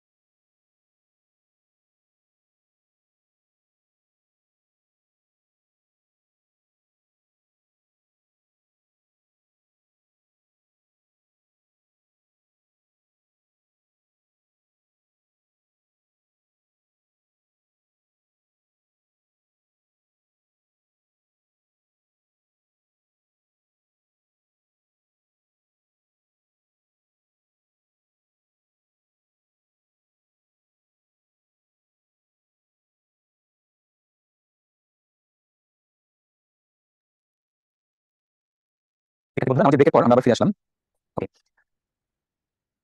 নো ব্রেক, তাই না? আচ্ছা, এখন আমরা আমাদের ক্লাসে একদম শেষ পর্যায়ে চলে আসলাম, শেষের অংশ। আচ্ছা, তো শুরুতে হেমোফিলিয়া। তুমি কিভাবে পড়বা? হেমোফিলিয়া তুমি জানো একটা রক্তের রোগ। এটা যেটা হয় যে আমাদের ক্লটিং ফ্যাক্টরগুলো কম থাকে। প্রধানত দুই ধরনের ক্লটিং ফ্যাক্টর কম থাকে। যদি ক্লটিং ফ্যাক্টর 8 কম থাকে এটাকে বলা হয় ক্লাসিক হেমোফিলিয়া অথবা হেমোফিলিয়া এ। যদি 9 কম থাকে এটাকে বলা হয় ক্রিসমাস ডিজিজ, কারণ তোমরা জানো 9 কে বলা হয় ক্রিসমাস ফ্যাক্টর অথবা হেমোফিলিয়া বি। এই তো পড়া। আচ্ছা, তাহলে দেখো এই কথাটাই এখানে লেখা আছে এই জায়গাটাতে। ঠিক আছে? তাহলে হেমোফিলিয়া এটা হচ্ছে ক্লাসিক বা হেমোফিলিয়া এ, এটা হচ্ছে ফ্যাক্টর 8 এর জন্য হয়, আর 9 এর জন্য যেটা হয় সেটা হচ্ছে ক্রিসমাস ডিজিজ বা হেমোফিলিয়া বি। আচ্ছা, এটা একটা মিউটেশন এর কারণে হয়। এই কথাই লেখা আছে। আচ্ছা, এখানে যেটা হয় সেটা হচ্ছে মনে রাখতে হবে যে কোনো ধরনের সেক্স লিঙ্ক ডিসঅর্ডার এটা কিন্তু মেলে মোর কমন। তাহলে মেলস আর কমনলি এফেক্টেড, এটা তো এখান থেকে মুখস্থ করার দরকার নেই। এটা এক্স লিঙ্ক ডিসঅর্ডার, এটা মেলে মোর কমন। এই তো। আচ্ছা, এখন আসো সেটা হচ্ছে কতজনের হতে পারে দরকার নেই। আচ্ছা, এটা সাধারণত যে এটা এজ অফ 16 এটা সাধারণত মারা যায়, যদিও এখন অনেক লংজিভিটি আছে। আচ্ছা, এখানে দেখো এখানে জিনোটাইপটা যেটা দেখাচ্ছে এখানে দেখো এখানে দরকার নেই। সেটা হচ্ছে কুইন ভিক্টোরিয়া, ইংল্যান্ডের যে ভিক্টোরিয়া রানী ভিক্টোরিয়া তার ফ্যামিলিতে কিন্তু এই রোগ ছিল। ঠিক আছে? এটাই আর কি। আচ্ছা, এখন আসো এরপরে যেটা যে এখানে পার্সেন্টেজ বলা আছে যে একটা নরমাল বা ক্যারিয়ার ওম্যান যখন নরমাল ম্যানকে ম্যারি করে তখন ডটার্স নরমাল হয়, কিন্তু সানের মধ্যে 50% এফেক্টেড। এইটা আমরা এখান থেকে একটু দেখবো। খেয়াল করে দেখো এই যে লাইনটা, এই লাইনটা আমরা চেকার বোর্ড থেকে একটু দেখে নেবো, তাহলে আমাদের জন্য সহজ হবে। আচ্ছা, খেয়াল করো এখানে এই যে ক্যাপিটাল মানে নরমাল, এটা মানে এটা নরমাল, এটা মানে এটা নরমাল, এইটা মানে এটা ডিফেক্টিভ। মনে রাখবা সেক্স লিঙ্ক ডিসঅর্ডার হচ্ছে রিসেসিভ জিনের কারণে হয়। ঠিক আছে? তাহলে সেক্স লিঙ্ক ডিসঅর্ডার আর কজড বাই রিসেসিভ জিন। এটা দেখবা এখানে ডিফেক্টিভ জিনগুলো সবসময় স্মল লেটার দিয়ে দেখানো হয়। বুঝছো? কনসেপ্ট থাকতে হবে। তাহলে ডিফেক্টিভ জিনগুলো স্মল লেটার দিয়ে দেখানো হয়। তাহলে এটা দেখো এখানে আমরা চেকার বোর্ড করে দেখো ক্যাপিটাল মানে নরমাল, তাহলে দেখো এখানে দুটোই নরমাল জিন, নরমাল জিন। ক্যাপিটাল মানে নরমাল, এটা নরমাল, ওয়াই তো এখানে আসবে না, তাহলে এটা নরমাল সান। তাহলে 50% ক্ষেত্রে সান হবে নরমাল। এবার আসো এখানে যদি ভাগ করো এটা নরমাল, এটা কিন্তু নরমাল না, কারণ এটা স্মল এইচ, মানে এখানে ডিফেক্টিভ জিন আছে। তাহলে এটা হবে ক্যারিয়ার। আমরা জানি যে ফিমেলে যদি একটা সিঙ্গেল ডিফেক্টিভ জিন থাকে একে ক্যারিয়ার বলা হয়। এটা একদম simple. Red blind colour blindness যেটা কি রেড গ্রিন ব্লাইন্ডনেস সেটার সাথে এটা একদম হুবহু মিল থাকবে। ঠিক আছে? আচ্ছা, আমরা দেখো এখানে তুমি আলাদা করে তো ওয়াই এটা এই যে স্মল এইচ মানে এটা ডিফেক্টিভ জিন, তাহলে এটা হেমোফিলিয়া। হেমোফিলিয়া হওয়ার চান্স থাকবে 50%। তাহলে আমরা যদি বলি ক্যারিয়ার ফিমেলের সাথে নরমাল মেলের যদি বিয়ে হয় তাহলে সানের মধ্যে নরমাল এবং হেমোফিলিক সান হওয়ার চান্স হচ্ছে 50% 50%। এটাই আর কি ওখানে স্টেটমেন্টে লেখা আছে। স্টেটমেন্ট কখনো মুখস্থ করতে যাবে না, তুমি একটা চেক করে দেখবা যে আসলে তাই কিনা। তাহলে তুমি যেভাবে প্রশ্ন আসুক অ্যান্সার করতে পারবা। আচ্ছা, গেল। আচ্ছা, নরমাল জয়েন্ট এফেক্টেড হয়, লার্জ জয়েন্ট, এটা আমরা মেট্রিক্স থেকে নেওয়া। হ্যাঁ, আচ্ছা। আহ, আচ্ছা, ফিমেল যদি এফেক্টেড হয়, অনেক সময় এফেক্টেড হয়, তখন যেটা হয় ফিমেল যে মেনস্ট্রুয়েশন হয়, এই মেনস্ট্রুয়েশনের সময় এক্সেস ব্লিডিং হয়। ঠিক আছে? এই আর কি। তো ফিমেল যখন ক্যারিয়ার হয় তখন মেনস্ট্রুয়েশনের সময় এক্সেস ব্লিডিং হয়, তো এটাকে বলা হচ্ছে সিম্পটোম্যাটিক ক্যারিয়ার। ক্যারিয়ারে তো কি থাকার কথা না, ডিজিজ থাকার কথা না, তাই না? কিন্তু এদের কিছু সিম্পটম আছে, যেমন মেনস্ট্রুয়েশনের সময় এক্সেস ব্লিডিং হয়, এজন্য এটাকে বলা হচ্ছে সিম্পটোম্যাটিক ক্যারিয়ার। ঠিক আছে? এটা একটু জানতে পারো, হ্যাঁ, অনেক সময় চলে আসতে পারে এই মোটামুটি। আচ্ছা, জয়েন্টে যে ব্লিডিং হয় এটাকে বলা হয় হেম আর্থোসিস। জয়েন্টের ব্লিডিংটাকে বলা হয় হেম আর্থোসিস। ওকে। আচ্ছা, এবার আসো একটা মাসল ডিসঅর্ডার, এর নাম হচ্ছে ডুচেনি মাসকুলার ডিস্ট্রফি। বুঝতে পারছো? বিজ্ঞানী বা সায়েন্টিস্টের নাম অনুসারে এটাকে বলা হচ্ছে ডুচেনি। বিজ্ঞানী ডুচেনি এটা আবিষ্কার করেন। আচ্ছা, এখানে কি আছে জাস্ট মনে রাখবা এখানে মাসলগুলো অনেক ইনঅ্যাক্টিভ হয়ে যায়। হ্যাঁ, মাসলগুলো ইনঅ্যাক্টিভ হয়ে যায়। কত ধরনের আছে? 9 টাইপস, ইম্পর্টেন্ট টাইপস। হ্যাঁ, এটা আছে। এখানে অনেকগুলো বিষয় আছে, এর মধ্যে ইম্পর্টেন্ট হচ্ছে দেখো মাসল ডিজেনারেশন, ফ্যাটিগ মানে শরীরে কোনো দুর্বলতা, বেশি কাজ করতে পারে না, muscle weakness, paralysis of muscle, এগুলো হয়। হ্যাঁ, মানে মাসল ঠিকমতো কাজ করতে পারে না, এজন্য এটা মাসকুলার ডিস্ট্রফি। ঠিক আছে? বডিতে যে মাসল থাকে মাসলগুলো উইক হয়ে যায়। ঠিক আছে? এতটুকু জানি তোমাদের জন্য যথেষ্ট। আর এই বিশাল গল্প এগুলো কোনো দরকার নেই। ঠিক আছে? আচ্ছা, গেল। এখানে আসলে আমরা এটা কোনো প্রয়োজন নেই। ঠিক আছে? এটা রিডিং করতে পারো। তো এখানে যেটা বলা আছে ডুচেনি মাসকুলার ডিস্ট্রফি, এরকম অনেক মাসকুলার ডিস্ট্রফি আছে, এটা হচ্ছে মোস্ট ডেঞ্জারাস, এটা সবচেয়ে খারাপ। ঠিক আছে? এটা মোটামুটি 50,000 লোকের মধ্যে একজনের হতে পারে। ঠিক আছে? তাহলে এই তথ্যগুলো পরীক্ষায় এমসিকিউ আকারে চলে আসতে পারে। কেমন? আচ্ছা, এখানে দেখো আমাদের বডিতে 3000 মাসল প্রোটিন আছে, এগুলো ইনফো। হ্যাঁ, আমাদের মাসকুলার ডিস্ট্রফি হয় যে প্রোটিনের কারণে, এটার নাম হচ্ছে ডিস্ট্রফিন প্রোটিন। ঠিক আছে? এটার নাম ডিস্ট্রফি, ওখানে নামটা ডিস্ট্রফিন প্রোটিন। ঠিক আছে? এটা মনে রাখবো। আচ্ছা, গেল। আচ্ছা, এখানে দেখো কিভাবে যে চেকার বোর্ড যদি আমি একটু দেখাই সেটা হচ্ছে ক্যারিয়ার মাদার। খেয়াল করো ক্যারিয়ার মাদার মানে হচ্ছে স্মল এক্স, তাই না? আচ্ছা, এখন কি হবে? আচ্ছা, এখানে কিন্তু একটু উল্টাভাবে দেখাচ্ছে আর কি। মানে ক্যারিয়ার এখানে যেটা দেখাচ্ছে দেখো একটু দেখবে সেটা হচ্ছে ডিজিজ ক্যারিয়ার, এটা হচ্ছে ক্যাপিটাল এক্স দিয়ে দেখাচ্ছে। আসলে এটা সেক্সুয়াল ডিসঅর্ডার, তো এটা স্মল এক্স দিয়ে দেখালেই ভালো হতো। এখন যেহেতু এখানে এভাবে দেখাচ্ছে এজন্য এইটা অনুযায়ী চেকার বোর্ডটা এখানে আমাদের দেখতে হবে। ঠিক আছে? আচ্ছা, খেয়াল করো ক্যারিয়ার মাদার, তাহলে এখানে দেখো এটা হচ্ছে ডিজিজ, এটা নরমাল। এখানে যেটা দেখাচ্ছে আর কি, হ্যাঁ, এটা আসলে এভাবে দেখানো না হলেই ভালো হতো। ঠিক আছে? কারণ আমরা জানি যে এটা হচ্ছে রেসেসিভ, রেসেসিভ তাহলে এক্স ডিসঅর্ডার, রেসেসিভ তাহলে স্মল এক্স দিয়ে দেখালে ভালো হতো। আচ্ছা, দেখো এখানে যেটা দেখাচ্ছে নরমাল, দেখো নরমাল হচ্ছে স্মল এক্স। এখন দেখো এখানে ক্রসিং করে এই যে ক্যাপিটাল এক্স মানে হলো ডিজিজ, এখানে যেটা দেখাচ্ছে সেটা আমি তোমাদের দেখাচ্ছি। ঠিক আছে? মানে এখানে একটা ডিফেক্টিভ একটা নরমাল, তাহলে ক্যারিয়ার। এরপর দেখো এই নরমাল ডটার দুটোই ছোট ছোট, মানে এখানে নরমাল, তাহলে নরমাল ডটার। এবার দেখো নরমাল সান, নরমাল সান হচ্ছে স্মল এক্স আর ওয়াই, এটা হচ্ছে নরমাল সান। আর ক্যাপিটাল এক্স এবং ওয়াই এটা হচ্ছে ডিএমডি সান বা এফেক্টেড চাইল্ড, এফেক্টেড সান, তুমি যেভাবে বলো। ঠিক আছে? তাহলে এটা একটু খালি থাকবা যে in case of Duchenne muscular dystrophy, যেটা আমরা সংক্ষেপে বলি ডিএমডি, তাহলে এটা বলতে পারো in case of DMD capital X chromosome means defective in our book. তোমার বইতে এভাবে দেখাইছে, এজন্য তুমি এভাবে দেখাইছো। ঠিক আছে? তাহলে তোমাদের কনফিউশন হবে না। ঠিক আছে? তুমি স্মল এক্স দেখালে মোর অ্যাপ্রোপ্রিয়েট, আমরা মোর লজিক্যাল। ঠিক আছে? আর তোমরা এই স্মল এক্স আর লার্জ এক্স এই বিষয়টা বুঝতে পেরেছো কিনা ডিএমডি ক্ষেত্রে, সেটা আমাকে একটু ইয়েস করে জানাও। ঠিক আছে?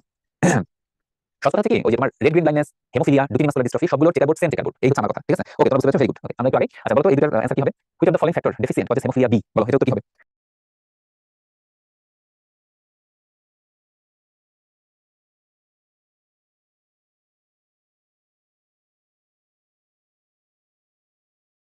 হ্যাঁ, এটার উত্তর হবে হচ্ছে factor 9। Normal man marriage a woman who suffering from haemophilia. কথা বুঝছো? ওম্যান সাফারিং ফ্রম হেমোফিলিয়া, তাই না? তাহলে এখানে দুইটা ডিফেক্টিভ জিন থাকবে, এই যে এরকম হবে, নাহলে তো ওম্যান হেমোফিলিয়া হয় না। আর নরমাল ম্যান মানে হচ্ছে এক্স ক্যাপিটাল এইচ ওয়াই, সবসময় এভাবে লিখে ফেলবা, তাহলে তোমাদের জন্য সুবিধা। এখন বলছে which is not true in case of their children. আচ্ছা, আমরা এখন চিলড্রেন দেখো, চিলড্রেন কি হতে পারে? দেখো এটার সাথে এটা ক্রস, তখন কি হবে? X capital H x small H, এই তো। তারপরে এটার সাথে এটা ক্রস, দাও ক্রস করো, একই হবে x capital H x small H. এই ওয়াই এর সাথে এটা বা এটা তুমি যেটাকে ক্রস করো একই তো হবে, কি হবে? X small H Y. এটার সাথে ক্রস করলে এই ওয়াই সেম হবে এক্স স্মল এইচ ওয়াই, তাই না? ওয়াই। তার মানে হচ্ছে 100% ছেলে হচ্ছে 100% ছেলে এফেক্টেড হচ্ছে, আর 100% মেয়ে হচ্ছে ক্যারিয়ার। ক্যারিয়ার আমি তো তাই পেলাম, তাই না? তাহলে এটার উত্তর কি হবে? All the sons will be normal. কেমন হলো? A normal man marriage a woman who suffering from haemophilia. ঠিক আছে? তাহলে কি হবে? Half of the son normal, না এটা হচ্ছে না। All the sons will be normal, না তা হচ্ছে না, তাই না? সান যেহেতু ওম্যান সাফারিং ফ্রম হেমোফিলিয়া, তাহলে সান অবশ্যই কি হবে? আচ্ছা, ঠিক আছে, এটা হচ্ছে নট ট্রু, নট ট্রু, তাই না? তাহলে সানগুলো হচ্ছে অবশ্যই কি হবে? তোমার হচ্ছে হেমোফিলিয়া হবে। আচ্ছা, half of the son will be suffering from haemophilia. Okay. আচ্ছা, half of the daughters will be suffering from haemophilia, দেখো ওটাই কিন্তু ঠিক নয়। হ্যাঁ, ঠিক আছে প্রদীপ্ত, এটার উত্তর তাহলে ব্ল্যাঙ্ক হয়ে যাচ্ছে নাকি? ঠিক আছে, আমার মনে হয় এটা কোশ্চেন একটু ঝামেলা ছিল, এজন্য উত্তর এরকম হয়ে যাচ্ছে। আচ্ছা, এটাকে যদি আমরা এভাবে করি, ধরো a man suffering from haemophilia marriage a woman normal woman, এভাবে যদি হইতো তখন দেখবা এই যে এই টেকার বোর্ডটা কিন্তু চেঞ্জ হয়ে যেত। ঠিক আছে? হ্যাঁ, ঠিক আছে? এ নর্মাল ম্যান এটা বলছে, যদি এটা নর্মাল না হয় এটা হইতো যে a man suffering from haemophilia marriage a woman normal man, এরকম যদি হইতো তাহলে এটা তখন কি হইতো, আমি একটু অন্য কালার দেখি, সেটা হচ্ছে ম্যান সাফারিং ফ্রম হিমোফিলিয়া, তাহলে এটা হইতো এক্স এইচ ওয়াই, এর সাথে ওম্যান নর্মাল ম্যান হইতো এক্স এইচ এরকম হইতো। তখন দেখো এখানে আমি আসলে একটাই পাবো, সেটা হচ্ছে এক্স এইচ, আর এখানে দুইটা পাবো এক্স এইচ অথবা ওয়াই। তাহলে এটার সাথে এটা যদি ক্রস করি এক্স এইচ, আর এটার সাথে এটা যদি ক্রস করি তাহলে হবে এক্স এইচ ওয়াই। ঠিক আছে, এবার দেখো এটা কি হলো, এটা হলো ক্যারিয়ার, আর এটা কেমন হলো, এটা হবে হচ্ছে নর্মাল। তাহলে তখন কিন্তু ঠিক আছে, তখন হচ্ছে অল দ্য সানস হবে নর্মাল আর অল দ্য ফিমেল মানে অল দ্য ডটার্স হবে ক্যারিয়ার। তোমরা এই দুইটা ক্রসিং বুঝতে পেরেছো কিনা, কোশ্চেনটা দেওয়ার উদ্দেশ্য এটা। হ্যাঁ আজিরা তুমি ঠিক বলছো, half of the son will be normal, এটা তো ঠিক না তাই না? হ্যাঁ ঠিক আছে, তোমরা একটু ইয়েস আমাকে জানাও যে ক্রসিং দুইটা বুঝতে পেরেছো কিনা, এটাই হচ্ছে কোশ্চেনটা দেওয়ার উদ্দেশ্য। ওকে ওকে, তোমরা বাসায় ঠান্ডা মাথায় আবার একটু দেখবা। ওকে 90% বলছো, তোমরা বুঝতে পেরেছো। ওকে আচ্ছা, এবার তোমাদের জন্য একটা কুইজ, কুইজটা সবাই পার্টিসিপেট করো। আমাদের কুইজ 5, কুইজ খুবই সহজ। Which one not a sex link disorder? আমি কিন্তু আলোচনা করেছি, হ্যাঁ সবাই হ্যাঁ আলোচনা করতে আশা করছি। ঠিক আছে হ্যাঁ ওকে, আমি হিন্ট করে দিতে পারি। তাহলে দেখো এটা সেক্স লিঙ্ক ডিসঅর্ডার হচ্ছে ডায়াবেটিস ইনসিপিটাস, তাহলে দেখো ডায়াবেটিস মেলাইটাস এটা হচ্ছে পলিজেনিক ইনহেরিটেন্স, এটা বলছিলাম যে এই কোশ্চেনে কুইজে চলে আসছে। আচ্ছা আমাদের লাস্ট গুরুত্বপূর্ণ পড়া কারণ কি ইভোলিউশনারি পড়া আসলে মুখস্থ পড়া, ওখানে তোমার কিছু বলার নাই। হ্যাঁ কি করতে হবে আমি জাস্ট আউটলাইন করে রাহিম প্রদীপ্ত নুসরাত এবং ফুয়াদ ঐশী ভালো করে লিডার করতে দেখাচ্ছি তোমাদের জন্য। ওকে হ্যাঁ ঠিক আছে, লিডার আমি পাবলিশ করে দিলাম, তোমাদের পজিশনটা একটু দেখে নাও। ওকে আমরা এখন ক্লোজ করতে পারি। আচ্ছা এটা হচ্ছে আমাদের আজকে ক্লাসে আসলে লাস্ট বোঝা পড়া, ঠিক আছে বোঝা পড়া। আচ্ছা খেয়াল করো এবিও ব্লাড গ্রুপ তোমরা অলরেডি জানো যে এটা করেছিলেন, বিজ্ঞানীর নাম হচ্ছে কার্ল ল্যান্ডস্টাইনার। বিজ্ঞানীর নাম হচ্ছে কার্ল ল্যান্ডস্টাইনার, তিনি এবিও ব্লাড গ্রুপ করেছিলেন যে আমাদের আরবিসিতে যে অ্যান্টিজেন থাকে এ বি অ্যান্টিজেন তাই না, এটার উপরে ভিত্তি করে। আচ্ছা কত সালে, এটা খুব ইম্পর্টেন্ট, তিনি হচ্ছে এই যে নোবেল পেয়েছেন 1930 এই সালে। ওকে আচ্ছা এবার আমাদের মোটামুটি 400 অ্যান্টিজেন আছে, এর মধ্যে মাত্র 30 অ্যান্টিজেন সম্পর্কে জানা গেছে, আর আমাদের এখন ব্লাড গ্রুপ আছে মোটামুটি 21 ব্লাড গ্রুপ, এগুলো সব জানতে হবে এই সংখ্যাগুলো। ঠিক আছে এই যে এই হচ্ছে বিজ্ঞানী কার্ল ল্যান্ডস্টাইনার।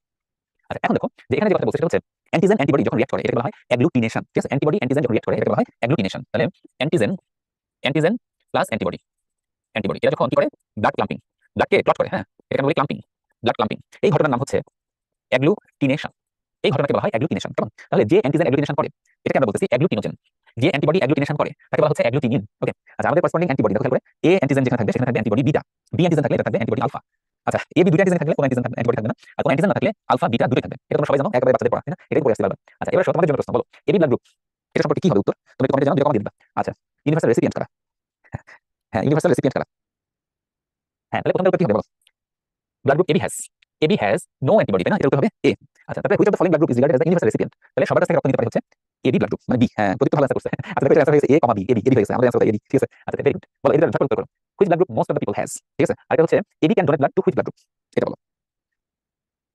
হ্যাঁ ঠিক আছে এটা উত্তর হবে ও ব্লাড গ্রুপ। ঠিক আছে এটা সবচেয়ে কমন, আর এবি কাকে ডোনেট করতে পারে, এটার উত্তর কি হবে, হ্যাঁ একজন সঠিক উত্তর করো, এবি শুধুমাত্র এবি দিতে পারে। আমরা একটু করে দেখাবো, হ্যাঁ আমরা একটু আলোচনা করি তোমরা কতটুকু জানো। আচ্ছা এখানে একটা জিনিস খেয়াল করো, এই যে এখানে যে বিজ্ঞানীর নাম হচ্ছে বার্নস্টাইন। তো বিজ্ঞানী বার্নস্টাইন যেটা করেছিলেন সেটা হচ্ছে তিনি এই যে আমাদের ব্লাড গ্রুপের যে জিন, এই জিন বা এলিল যেটাকে বলা হয় এটাকে তিনি করেছিলেন, প্রুভ করেছিলেন যে আমাদের এখানে তিন ধরনের এলিল থাকে, জিন বা এলিল থাকে, একটা হচ্ছে এ, একটা বি, একটা হচ্ছে ও। এল সম্ভবত ল্যান্ডস্টাইনারের এল, হ্যাঁ বিজ্ঞানীর নাম অনুযায়ী ল্যান্ডস্টাইনারের এল। আচ্ছা এবার দেখো এখানে যে কথা বলা আছে সেটা হচ্ছে এবিও ব্লাড গ্রুপের ক্ষেত্রে এই এল ও এর তুলনায় দেখো এল এল বি এটা থাকার চান্সটা বেশি। ঠিক আছে এটা রেশিও উনি দেখিয়েছেন। আচ্ছা এজন্য দেখা যায় কি এই জন্য এই চেকার করতে দেখো সেটা হচ্ছে দেখো এ ব্লাড গ্রুপ এখানে কি থাকতেছে এল এ এল বি জিনোটাইপ, হ্যাঁ তারপর হচ্ছে অথবা এল এল এরকম থাকতে পারে। বি ব্লাড গ্রুপ দেখো তারপরে এই এখানে একটু কারেকশন করে নাও, সেটা হচ্ছে এটা হচ্ছে এল এল এল ঠিক আছে এল বি না, এল বি হলে তো এটা এবি হয়ে যেত। ঠিক আছে কারেকশন করে নাও কেমন। আচ্ছা তারপরে এখানে দেখো এটা হচ্ছে এল বি এটা হচ্ছে এল বি এল তাও হবে। আচ্ছা এবি থাকে দেখো এবি থাকে হাইব্রিড এল এল বি, খেয়াল করো এল এল বি দুটোই তার বৈশিষ্ট্য প্রকাশ করতে পারে, এজন্য এটাকে আমরা বলি কোডমিনেন্স। ঠিক আছে এটাকে আমরা কি বলি কোডমিনেন্স, এটা ট্রিপল স্ট্যান্ড দাও, এটা কিন্তু পরীক্ষায় আসে যে হুইচ ব্লাড গ্রুপ শোস কোডমিনেন্স, এটা স্যার খুব পছন্দ করে। আচ্ছা লাস্ট হচ্ছে ও, এখন লাস্ট এল মানে এ বি কোনটাই নাই, তাহলে এটা জানতে হবে, এই সবটা আমাদের জন্য ইম্পর্টেন্ট কেমন। আচ্ছা আসো কোন ব্লাড গ্রুপ কাকে দিতে পারে নিতে পারে, এটার শর্টকাট হচ্ছে যে ব্লাড গ্রুপ সেই ব্লাড গ্রুপ থেকে দিতেও পারে নিতেও পারে। এখন আমি তোমাদেরকে একটা চার্ট করে দেবো, এই চার্টটা মনে রাখবা, সেটা হচ্ছে এ বি, আচ্ছা এখানে লিখো ও দিচ্ছে এবিকে, আচ্ছা এখানে লিখবো এ, এখানে লিখবো বি, এ দিচ্ছে এবিকে, বি দিচ্ছে এবিকে, ও একে দিচ্ছে ও বিকে দিচ্ছে। এটা থেকে তোমরা সহজে মনে রাখতে পারবা, এই জন্য আমি এই চারটা করে দিচ্ছি, এ বি। আচ্ছা তারপরে এ একে দিচ্ছে, আর এটা হচ্ছে বি বিকে দিচ্ছে, শেষ। এই চার্ট মুখস্থ করা এই ফ্লো চার্টটা মনে রাখা সহজ। ঠিক আছে তাহলে দেখো এখানে মনে রাখতে পারি, দেখো ও ব্লাড গ্রুপ কাকে দেয়, ও ব্লাড গ্রুপ দেখো ও ব্লাড গ্রুপ ওকে দেয়, ও ব্লাড গ্রুপ একে দেয়, এবিকে দেয়, বিকে দেয়, শেষ। এই জন্য ও ব্লাড গ্রুপ হচ্ছে ইউনিভার্সাল ডোনার। এখানে একটা ট্রিকি বিষয় আছে সেটা হচ্ছে আমি বলে আসছি এবি ব্লাড গ্রুপ, দেখো এবি ব্লাড গ্রুপকে দেয় কিন্তু কার কাছ থেকে নিতে পারে, এবি ব্লাড গ্রুপ এর কাছ থেকে নিতে পারে, এর কাছ থেকে নিতে পারে, ওর কাছ থেকে নিতে পারে, বি এর কাছ থেকে নিতে পারে। এই জন্য এবি ব্লাড গ্রুপকে বলা হচ্ছে ইউনিভার্সাল রেসিপিয়েন্ট, এটা তোমরা জানো, দেখো এই ফ্লো চার্টে হয়ে যাচ্ছে। এবার দেখো বি ব্লাড গ্রুপ কাকে দেয়, B blood group B blood group দিতে পারে, বি ব্লাড গ্রুপ এবিকে দিতে পারে, A blood group A blood দিতে পারে, এ ব্লাড গ্রুপ এবিকে দিতে পারে। দেখো এই ফ্লো চার্টে কিন্তু সব অ্যান্সার আছে। ঠিক আছে আচ্ছা এরপরে আসো নেগেটিভ, নেগেটিভ মানে যেটাকে বলা হয় Rh negative, Rh negative and Rh positive can donate, মানে negative blood group negative positive দুজনকেই দিতে পারে। ঠিক আছে এবার আসো আরএইচ পজিটিভ, এটা হচ্ছে only Rh positive, Rh positive সবসময় আরএইচ পজিটিভ দিতে পারে, পজিটিভ শুধু পজিটিভ দিতে পারে, আর নেগেটিভ এবং পজিটিভ দুজনকেই দিতে পারে। হয়ে গেল। আচ্ছা ব্লাড নেওয়ার সময় তাহলে পিওর এবং হাইব্রিড ও চেক করতে হবে না, সাজিয়ে এটা আসলে করা হয় না, এটা করা হয় না, করা সম্ভব না, জেনেটিক অ্যানালাইসিস কিন্তু সহজ জিনিস না। গেল এই যে দেখো নিচের দুইটা জিনিস থেকে আমাদের উপরে চার্ট, এবার খেয়াল করো এটা এ পজিটিভ তাই না, এবার আমি চার্টটা দেখাই দিচ্ছি, দেখো এ পজিটিভ এটা পজিটিভ, তাহলে পজিটিভ শুধু পজিটিভ দিবে, কোনো নেগেটিভ দিতে পারবে না, কিন্তু নেগেটিভ দিতে পারবে। ঠিক আছে আচ্ছা পজিটিভ কাকে দিতে পারে ক্যান্টনেট, এ পজিটিভ এ পজিটিভ দিতে পারে, এ পজিটিভ কিভাবে দিতে পারে, দেখো এ এ দিতে পারে, আর পজিটিভ শুধু পজিটিভ দিতে পারে। ঠিক আছে তাহলে কিভাবে বি বি থেকে কি হবে, বি পজিটিভ এ পজিটিভ সব জায়গায় এ পজিটিভ থাকবে, হ্যাঁ আর এ পজিটিভ কাকে দিতে পারে, শুধুমাত্র এ পজিটিভ দিতে পারে। গেল। আচ্ছা এবার ও পজিটিভ কাকে দিবে? ও পজিটিভ কাকে দেবে? ও এ এ বি এবং বি সবাইকে দিতে পারে, ঠিক আছে? তাহলে ও পজিটিভ হচ্ছে O positive A positive B positive A positive সবাইকে দিতে পারে। এজন্য এই ইহাকে বলা হচ্ছে, আচ্ছা দাও এটা আমি শেষ করি, তাহলে শেষ করতে পারবা। তাহলে এই পর্যন্ত পজিটিভ হয়ে গেল। আচ্ছা এবার আসো নেগেটিভ। দেখো এ নেগেটিভ কাকে দিতে পারে? দেখো A negative A positive A negative দুজনকে দিতে পারে, কারণ এই কথা আর এস নেগেটিভ এবং পজিটিভ দুজনকে দিতে পারে।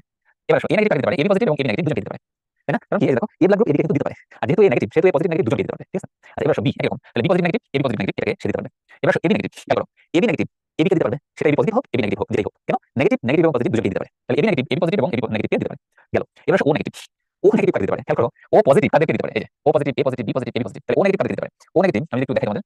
ও নেগেটিভ প্রথমে আমি লিখে ফেলি, ও নেগেটিভ দিতে পারে এই যে এটা দেখে আমি লিখে ফেলবো। ও নেগেটিভ দিতে পারে ও পজিটিভ ও নেগেটিভ, এরপর আছে A positive A negative, B B positive B negative, এরপর আছে এবি। তাহলে এবি পজিটিভ এবি নেগেটিভ, এই মানে হচ্ছে অল গ্রুপ সবাইকে দিতে পারে। যেহেতু এবি নেগেটিভ সবাইকে দিতে পারে এজন্য এবি নেগেটিভ বলা হয় ইউনিভার্সাল রেসিপিয়েন্ট। এখন শোনো তোমরা একটা জিনিস মনে রাখবা, সেটা হচ্ছে যদি অপশনে ও নেগেটিভ থাকে তাহলে ও নেগেটিভ হবে ইউনিভার্সাল রেসিপিয়েন্ট। যদি অপশনে ও নেগেটিভ না থাকে শুধু ও থাকে তখন ও হবে ক্যান্সার। কিন্তু যদি ও এবং ও নেগেটিভ দুটোই অপশনে থাকে তখন অ্যান্সার হবে ও নেগেটিভ। বুঝে গেছে? আচ্ছা তোমরা এই পর্যন্ত কাকে ব্লাড দিতে পারে এটা বুঝতে পেরেছো কিনা? এটা আমাকে একটু ইয়েস জানাও, ইয়েস অর নো। সহজ কিন্তু, হ্যাঁ জাস্ট একটু মাথা ঠান্ডা রেখে এই দুইটা জিনিস মাথায় নিয়ে আমাদেরকে আলোচনা করতে হবে, ঠিক আছে? হ্যাঁ সবাই ওকে 100% স্ট্রং বলেছো, তোমরা বুঝতে পেরেছো, ভেরি গুড। ওকে আমরা এবার আসো কার কাছ থেকে নিতে পারে। আচ্ছা এখন মনে রাখবা ও এর কাছ থেকে আসলে সবাই নিতে পারে, হ্যাঁ খেয়াল করো এ পজিটিভ পজিটিভ মানুষ সে পজিটিভ এবং নেগেটিভ দুজনের কাছ থেকে নিতে পারে, তাই না? আচ্ছা তাহলে দেখো এ পজিটিভ সে হচ্ছে এ আর ওর কাছ থেকে নিতে পারবে। দেখো এর কাছ থেকে নিতে পারে আর ওর কাছ থেকে নিতে পারে। বি বি কাছ থেকে নিতে পারে ওর কাছ থেকে নিতে পারে।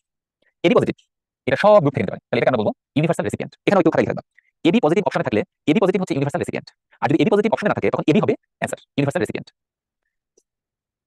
ওকে আচ্ছা একই রকম আচ্ছা এবার ও হচ্ছে ওয়ের কাছ থেকে নিতে পারে। এবার নেগেটিভ নেগেটিভ শুধুমাত্র নেগেটিভের কাছ থেকে নেয়, দেয় নেগেটিভ পজিটিভ দুজনকেই কিন্তু নেয় শুধু নেগেটিভের কাছ থেকে, ঠিক আছে? তাহলে এ নেগেটিভ এ আর ওর কাছ থেকে নিবে, বি নেগেটিভ বি আর ওর কাছ থেকে নিবে, AB negative AB A B ও এদের কাছ থেকে নিবে, ও নেগেটিভ শুধু ও নেগেটিভের কাছ থেকে নিবে। এবার দেখো এই চারটা আসলে যে কোনো একটা পড়লেই হয়, দেখো এই অংশটা আর এই অংশটা একই জিনিস, এক জায়গায় শুধু প্লাস মাইনাস আছে আর এক জায়গায় শুধু মাইনাস আছে, ঠিক আছে? তাহলে এগুলো কিন্তু মুখস্থ করে তুমি এই চার্ট মুখস্থ করে কখনোই তুমি এটা উত্তর দিতে পারবে না, তোমাকে এই ফ্লো চার্ট মনে রাখতে হবে। সেটা হচ্ছে এইটা ও ওকে নেয় ও এ বি বি কে দেয়, এ বি এর কাছ থেকে নেয় বি কাছ থেকে নেয় এ বি ওর কাছ থেকে নেয় এ বি কাছ থেকে দিতে পারে, এ বি কে দিতে পারে এ কে দিতে পারে, এ বি কে দিতে পারে বি এ কে দিতে পারে। তো এই ফ্লো চার্ট একটা। আচ্ছা আরেকটা হচ্ছে নেগেটিভ ব্লাড নেগেটিভ এবং পজিটিভ দুজনকেই দিতে পারে, আর পজিটিভ ব্লাড শুধুমাত্র পজিটিভকে দিতে পারে, পজিটিভ কখনো নেগেটিভকে দিতে পারে না, এই কথা লিখে রাখো। পজিটিভ নেগেটিভ দিলে অসুবিধা, বুঝতে পারছো? তাহলে টোটাল চারটা তোমরা বুঝতে পেরেছো কিনা? আমাকে একটু ইয়েস করতে জানাও, ইয়েস অর নো। ওকে হ্যাঁ নিচে একটু ছিল একটু অনুযায়ী বলবো 100% বলছো না, বুঝতে পেরেছো, ভেরি গুড। আচ্ছা এবার পজিটিভ যদি নেগেটিভ দেয় তাহলে যে সমস্যা হয় এটাই হচ্ছে কমপ্লিকেশন ডিউরিং ব্লাড ট্রান্সফিউশন। তো তখন যেটা হয় সেটা হচ্ছে অ্যান্টিবডি তৈরি হয়, এই অ্যান্টিবডির নাম হচ্ছে অ্যান্টি রেসাস ফ্যাক্টর, ঠিক আছে? এটা আমরা একটু দেখবো। সেটা হচ্ছে আচ্ছা কি হয় সেটা হচ্ছে ধরো আমাদের এখানে রেসাস ফ্যাক্টরের জন্য তিনটা অ্যান্টিবডি আছে, হ্যাঁ তাহলে এটা আমরা একটু লিখি, সেটা হচ্ছে অ্যান্টিজেন ফর রেসাস ফ্যাক্টর। তিন ধরনের অ্যান্টিজেন থাকে সি ডি ই, অথবা এদের ছোট ভাই সি ডি ই। দেখো এই অ্যান্টিজেনগুলো থাকে হচ্ছে আমাদের আরবিসি মেমব্রেনে। তো এর মধ্যে ক্যাপিটাল ডি থাকতেই হবে, ক্যাপিটাল ডি থাকলে সেটাকে আমরা বলি আর ইজ পজিটিভ, বলে ক্যাপিটাল ডি থাকলে সেটাকে আমরা বলবো আর ইজ পজিটিভ। সবাই খেয়াল করে দেখবা, সেটা হচ্ছে ধরো এরকম হতে পারে C D E C D E C D E, আবার এরকম হতে পারে সি ডি ই। এখন বলতো এগুলোর মধ্যে কোনটা পজিটিভ কোনটা নেগেটিভ? সবাইকে কমেন্টে লিখো, হ্যাঁ সবাইকে কমেন্টে লিখো এই চারটার মধ্যে আমি অপশন দিতে এ বি সি ডি, তোমরা উত্তর করো যে which of the following is are is negative. বলো এটা উত্তর কি হবে? এটা কুইজ, হ্যাঁ সবাই। হ্যাঁ দেখি একজন সঠিক উত্তর দিয়েছেন, মুস্তাফিজ, ভেরি গুড। হ্যাঁ আমি আর দুই, হ্যাঁ আচ্ছা ঠিক আছে ঠিক আছে ঠিক আছে। শোনো সেটা হচ্ছে আরবিসি মেমব্রেনে তিন ধরনের অ্যান্টিজেন থাকে আরইস অ্যান্টিজেন, একটা হচ্ছে ক্যাপিটাল সি অথবা স্মল সি, আরেকটা জায়গায় থাকবে ক্যাপিটাল ডি অথবা স্মল ডি, আরেকটা জায়গায় থাকবে ক্যাপিটাল ই অথবা স্মল ই। আরবিসি মেমব্রেনে এই অ্যান্টিজেনগুলো থাকে, যে কোনো একটা থাকবে, ক্যাপিটাল সি অথবা স্মল সি থাকবে, ক্যাপিটাল ডি অথবা স্মল ডি থাকবে, ক্যাপিটাল ই অথবা স্মল ই থাকবে, হ্যাঁ যে কোনো একটা থাকবে। এখন আমি বলি যদি কোনো ব্যক্তিকে আরইস পজিটিভ বলতে হয় তাকে এই ক্যাপিটাল ডি অ্যান্টিজেন অবশ্যই থাকতে হবে। তাহলে দেখো কারো আরবিসি যদি এরকম হয় তিনটা অ্যান্টিজেন আছে, ধরো একটা ক্যাপিটাল সি আছে একটা ক্যাপিটাল ডি আছে আর ধরো স্মল ই, এটাকে তুমি আরইস পজিটিভ বলবা কিনা, এই ব্যক্তিকে আরইস পজিটিভ বলবা কিনা এটা একটু বলো। হ্যাঁ এটা একটু বুঝাও, হ্যাঁ বলা যাবে কিনা বলো। হ্যাঁ এটা বুঝতে পারছো কিনা সবাই? আচ্ছা আরেকজন লোক আছে, সেই লোকটার তিন ধরনের অ্যান্টিজেন, তো ধরো সি বড় ই বড় কিন্তু ডিটা ছোট, তার আরবিসিতে অ্যান্টিজেনগুলো এভাবে আছে। বলো এই লোকটাকে কি আরইস পজিটিভ বলা যাবে কিনা? এই লোকটা হবে আরইস নেগেটিভ, কেন? হ্যাঁ ঠিক আছে, মানে ক্যাপিটাল ডি অ্যান্টিজেন থাকতে হবে, সি আর ই কেমন এটা আমার জানার বিষয় না, বুঝতে পারছো? ঠিক আছে হ্যাঁ ওকে ওকে ওকে এখন ঠিক আছে, ওকে ঠিক আছে। তাহলে এখন দেখো এই চারটার মধ্যে কোনটাকে তুমি আরইস নেগেটিভ বলবা, এবার উত্তর করো। এই চারটার মধ্যে কোনটাকে তুমি আরইস নেগেটিভ বলবা? হ্যাঁ এবার উত্তর করো। হ্যাঁ এবার ঠিক আছে ঠিক আছে, এবার সবাই সঠিক উত্তর দিচ্ছে, ভেরি গুড ভেরি গুড। ওকে তাহলে এখন শোনো ব্লাড ট্রান্সফিউশনের ক্ষেত্রে কি হয় সেটা হচ্ছে তুমি যদি একটা নেগেটিভ ব্যক্তিকে পজিটিভ রক্ত দাও আরইস পজিটিভ, তখন যেটা হবে সেটা হচ্ছে ওর শরীরে অ্যান্টিবডি তৈরি হবে। এই অ্যান্টিবডিটাকে বলতেছি আমরা, এই অ্যান্টিবডিটাকে বলতেছি অ্যান্টি ডি অ্যান্টিবডি। তাহলে আরইস আরইচ নেগেটিভ ব্যক্তিকে আমরা যদি কি দিই আরইস পজিটিভ ব্লাড, আমি আরইস নেগেটিভ ব্যক্তিকে যদি আরইস পজিটিভ ব্লাড দিই তাহলে তার শরীরে অ্যান্টিবডি তৈরি হবে। এই অ্যান্টিবডির নাম কি? অ্যান্টিবডির নাম হচ্ছে অ্যান্টি ডি। আচ্ছা ভালো কথা, অ্যান্টিবডি তৈরি হলো। এখন ওই ব্যক্তিকে তুমি যদি আরেকবার পজিটিভ রক্ত দাও তখন দেখো তার শরীরে আছে ক্যাপিটাল ডি, আর যে নেগেটিভ ব্যক্তি যার শরীরে অ্যান্টি ডি আছে তাকে তুমি যদি পজিটিভ ব্লাড আবার দাও তাহলে এই অ্যান্টিজেন এই অ্যান্টিবডি বিক্রিয়া করে তার শরীরে রক্ত জমা বেঁধে রক্ত মারা যাবে। এটা বুঝতে পারছো কিনা? এটা আমাকে একটু ইয়েস করতে বলো। আরইস নেগেটিভ ব্যক্তিকে আরইস পজিটিভ রক্ত প্রথমবার দিলা তখন তার শরীরে তৈরি হবে অ্যান্টি ডি, এই ব্যক্তিকে যদি আবার তুমি পজিটিভ রক্ত দাও তার শরীরে পজিটিভ রক্তের মধ্যে আছে ক্যাপিটাল ডি অ্যান্টিজেন আর এই শরীরে তৈরি হচ্ছে অ্যান্টি ডি, তাহলে বিক্রিয়া করে ফেলবে লোকটা মারা যাবে, বুঝছো? হ্যাঁ হ্যাঁ এক্সেলেন্ট 100% বলছো যেটা বলতে পেরেছো ভেরি গুড। আচ্ছা এবার প্রেগন্যান্সি, দেখো প্রেগন্যান্সিতে কি হচ্ছে, যখন ফার্স্ট প্রেগন্যান্সি দেখো করে প্রেগন্যান্সি এখানে যেটা হচ্ছে মা হচ্ছে আরএইচ নেগেটিভ, এই বাচ্চা ফাদার আরএইচ পজিটিভ, তাহলে বাচ্চা যদি আরএইচ পজিটিভ হয় বাচ্চার শরীরে আছে ক্যাপিটাল ডি অ্যান্টিজেন, অ্যান্টিজেন। এই বাচ্চার যখন ডেলিভারি হবে, এই বাচ্চার যখন ডেলিভারি হবে তখন কিছু রক্ত, এই যে প্লাসেন্টা, তোমরা জানো প্লাসেন্টার মাধ্যমে মায়ের শরীরে চলে আসবে। তাহলে ফার্স্ট বাচ্চার ডেলিভারির সময় বাচ্চার কিছু রক্ত মানে ডি অ্যান্টিজেন এই যে মায়ের শরীরে চলে আসবে। এটা কখন ডেলিভারির সময়, আগে না কিন্তু, কারণ প্লাসেন্টা থাকে, প্লাসেন্টার মাধ্যমে এটা কিন্তু যেতে পারে না। যখন ডেলিভারি হয় তখন যেটা হয় অনেক চাপ তৈরি হয়, তখন ওই চাপে কিছু রক্ত চলে যায় মায়ের শরীরে। এখন দেখো এটা কি আগে মতো হচ্ছে না, মা হচ্ছে আরএইচ নেগেটিভ আর মায়ের শরীরে বাচ্চা কিছু রক্ত ঢুকে গেল, মানে যে রক্ত ছিল ডি অ্যান্টিজেন, ডি অ্যান্টিজেন। এখন মায়ের শরীরে যেটা তৈরি হবে যেখানে দেখাচ্ছে সেটা হচ্ছে অ্যান্টি আরএইচ অ্যান্টিবডি, মানে সব কথা তৈরি হবে অ্যান্টি ডি অ্যান্টিবডি। মায়ের শরীরে তৈরি হবে অ্যান্টি ডি অ্যান্টিবডি, যেটা বুঝে নাও। মায়ের শরীরে অ্যান্টি ডি অ্যান্টিবডি যখন তৈরি হলো তখন তার প্রথম যে বাচ্চা, সেই বাচ্চা তো আর মায়ের পেটে নাই, সেই বাচ্চাটা তো অলরেডি ডেলিভারি হয়ে গেছে, ওই বাচ্চার কোনো সমস্যা হবে না, ঠিক আছে। এবার আসো আবার দ্বিতীয় বাচ্চা, এটা মনে রাখবা, এটা কিন্তু সেকেন্ড চাইল্ড, সেকেন্ড চাইল্ড। এই বাচ্চা হচ্ছে আরএইচ পজিটিভ মানে ডি অ্যান্টিজেন, এই বাচ্চা আছে। এবার দেখো মায়ের শরীরে আছে অ্যান্টিবডি, এই মায়ের শরীর থেকে এই বাচ্চার শরীরে যাবে অ্যান্টি ডি অ্যান্টিবডি, মনে রাখবা এই কথাটা খাতায় লিখে রাখো যে দ্বিতীয় মানে সেকেন্ড চাইল্ডের সময় মায়ের শরীর থেকে অ্যান্টি ডি অ্যান্টিবডি বাচ্চার শরীরে যাবে প্লাসেন্টার মাধ্যমে, এটা যেতে পারে। হ্যাঁ তাহলে বলো যে মায়ের শরীর থেকে দ্বিতীয় বাচ্চার সময় অ্যান্টি ডি অ্যান্টিবডি কিন্তু বাচ্চার শরীরে যাবে। এখন খেয়াল করো এই বাচ্চা হচ্ছে ডি অ্যান্টিজেন আছে আর মায়ের শরীর থেকে আছে অ্যান্টি ডি, এই বাচ্চা লোহিত রক্ত কণিকাগুলো কি হবে, জমাট বেঁধে যাবে, বিক্রিয়া করবে, বাচ্চাটা মারা যাবে, ঠিক আছে। এই প্রক্রিয়াটাকে আমরা বলতেছি দেখো যে ইন দিস সিচুয়েশন কি হয়, সেটা হচ্ছে অ্যানিমিয়া হয়, জন্ডিস হয়, হ্যাঁ, এবং এটাকে বলা হচ্ছে ইলাইথোব্লাস্টোসিস ফিটালিস। এই কন্ডিশনকে বলা হয় ইলাইথোব্লাস্টোসিস ফিটালিস। ফিটাস মানে বাচ্চা, বাচ্চাকে ফিটাস বলি আমরা, আর ইলাইথোব্লাস্ট মানে বাচ্চার শরীরে যে আরবিসি, সেই আরবিসি গুলোকে ইলাইথোব্লাস্ট বলতেছি, সেটা ভেঙে যাবে, এজন্য এই ডিজিজকে বলা হচ্ছে ইলাইথোব্লাস্টোসিস ফিটালিস। আচ্ছা তাহলে ইলাইথোব্লাস্টোসিস ফিটালিস এইটা বুঝতে পেরেছো কিনা আমাকে একটু ইয়েস মতে জানাও, ইয়েস অর নো। হ্যাঁ আমি একটু জানাও ইয়েস অর নো। হ্যাঁ ওকে ভেরি গুড, 100% বলছো বুঝতে পেরেছো। ওকে আচ্ছা এবার আসলে আমরা কি করতে পারি, আমরা যেটা করতে পারি সেটা হচ্ছে যে আমরা মাকে একটা ইনজেকশন দিতে পারি, ঠিক আছে। এখানে তোমাদের এই যে তাহলে এখানে খেয়াল করো এটা করতে হবে, যেটা সেটা হচ্ছে মায়ের শরীরে, এই যে খেয়াল করো within 72 hour of birth of first baby মায়ের শরীরে আমরা একটা ইনজেকশন দেবো, অ্যান্টি ডি ইনজেকশন, এটা আমরা করতে পারি। অথবা আরেকটা করা যায় এই ইনজেকশন না দিয়ে, সেটা হচ্ছে কি বলতো, কোনো নেগেটিভ মেয়ে মানে আরিস নেগেটিভ মেয়ে সে আরিস পজিটিভ ছেলে বিয়ে করবে না, এটাও হতে পারে। আচ্ছা তোমাদের আজকে যারা ক্লাস করতেছো এদের মধ্যে কেউ আরিস নেগেটিভ আছে, ইয়েস করতে জানো, ইয়েস অর নো। হ্যাঁ আরিস নেগেটিভ কেউ আছো, আরিস নেগেটিভ, হ্যাঁ সবাই রেসপন্স করো দেখি। আহ, আচ্ছা দেখো 20% স্টুডেন্ট বলছে যে তোমরা আরিস নেগেটিভ, তাহলে তাহলে নেগেটিভ মেয়ে আরিস নেগেটিভ মেয়ে কখন আরিস পজিটিভ ছেলে বিয়ে করবে না, তাহলে কিন্তু এই কমপ্লিকেশনটা হয় না। এজন্যই বলছে যে বিয়ের আগে যেখানে বলা আছে যে বিয়ের আগে তোমার ব্লাড গ্রুপটা একটু দেখে নিতে হবে, ঠিক আছে, মেয়ের ব্লাড গ্রুপ আর ছেলের ব্লাড গ্রুপ, ঠিক আছে, তাহলে আর এই ঝামেলাটা হবে না। আচ্ছা তাহলে ব্লাড গ্রুপ ডিটারমিনেশনের কারণ কি, যে ট্রান্সফিউশন আগে অ্যান্টিজেনটা আমরা দেখতে পারি, হ্যাঁ, তারপরে যে প্রিভেন্ট করতে পারি ইলেকট্রোব্লাস্টোসিস ফিটালিস। আচ্ছা তারপরে হচ্ছে কিছু আছে যে আমাদের অনেকে যেটা করে অপরাধ শনাক্তকরণ, এটা করতে হয়, তো বিসি কিনা আমরা বের করতে পারি, কিছু অ্যানথ্রোপোলজিক্যাল রিসার্চ করতে পারি, হ্যাঁ, একজন ব্লাড গ্রুপ সেখান থেকে। আচ্ছা প্যাটার্নিটি টেস্টিং হয়, কারণ কি তোমার বাচ্চার যে ব্লাড গ্রুপ এটা কেমন হবে, বাবা মায়ের কাছ থেকে আসবে, তাহলে এই জন্য দেখা যায় মা এবং বাচ্চার ব্লাড গ্রুপ এর সাথে বাবার ব্লাড গ্রুপের কিন্তু রিলেশন আছে, এটার মাধ্যমে প্যারেন্টিং নির্ধারণ করতে পারি, এই মোটামুটি হচ্ছে কথা। আচ্ছা বলো এইটাকে পারি আরিস নেগেটিভ কোথায় পাওয়া যায়, হ্যাঁ এটা একটু বলো দেখি সবাই, আরিস নেগেটিভ কোথায় পাওয়া যায়। হ্যাঁ এটা আগে পড়া থাকলে পারবা, নাহলে পারবা না, ঠিক আছে, এটা পুরাতন বইতে ছিল আমাদের, এটা উদাহরণ। হ্যাঁ ফুয়াদ ভালো অ্যান্সার করছে, ভেরি গুড ফুয়াদ, তুমি ভালো পড়াশোনা করেছো, ভেরি গুড। দেখি দুজন অ্যান্সার করো। না সঞ্জিদা এটা তো হয়নি, এটা আমাদের বলতে হবে না। আচ্ছা ঠিক আছে আমি একটু বলি, তাহলে এটা উত্তর হবে হচ্ছে পাসপোর্ট পাইদা নিস, এটা একটু মনে রাখতে হবে, কেমন। আচ্ছা আমাদের লাস্ট পড়া এটা একটু মুখস্থ, আমি জাস্ট একটু হাইলাইট করব, কোন জায়গাগুলো পড়বা, সেটা হচ্ছে ইভলিউশনের ফাদার বলা হয় এমপিডোটিস, এটা একটু মনে রাখতে হবে আমাদের। এমপিডোটিস হচ্ছে ফাদার।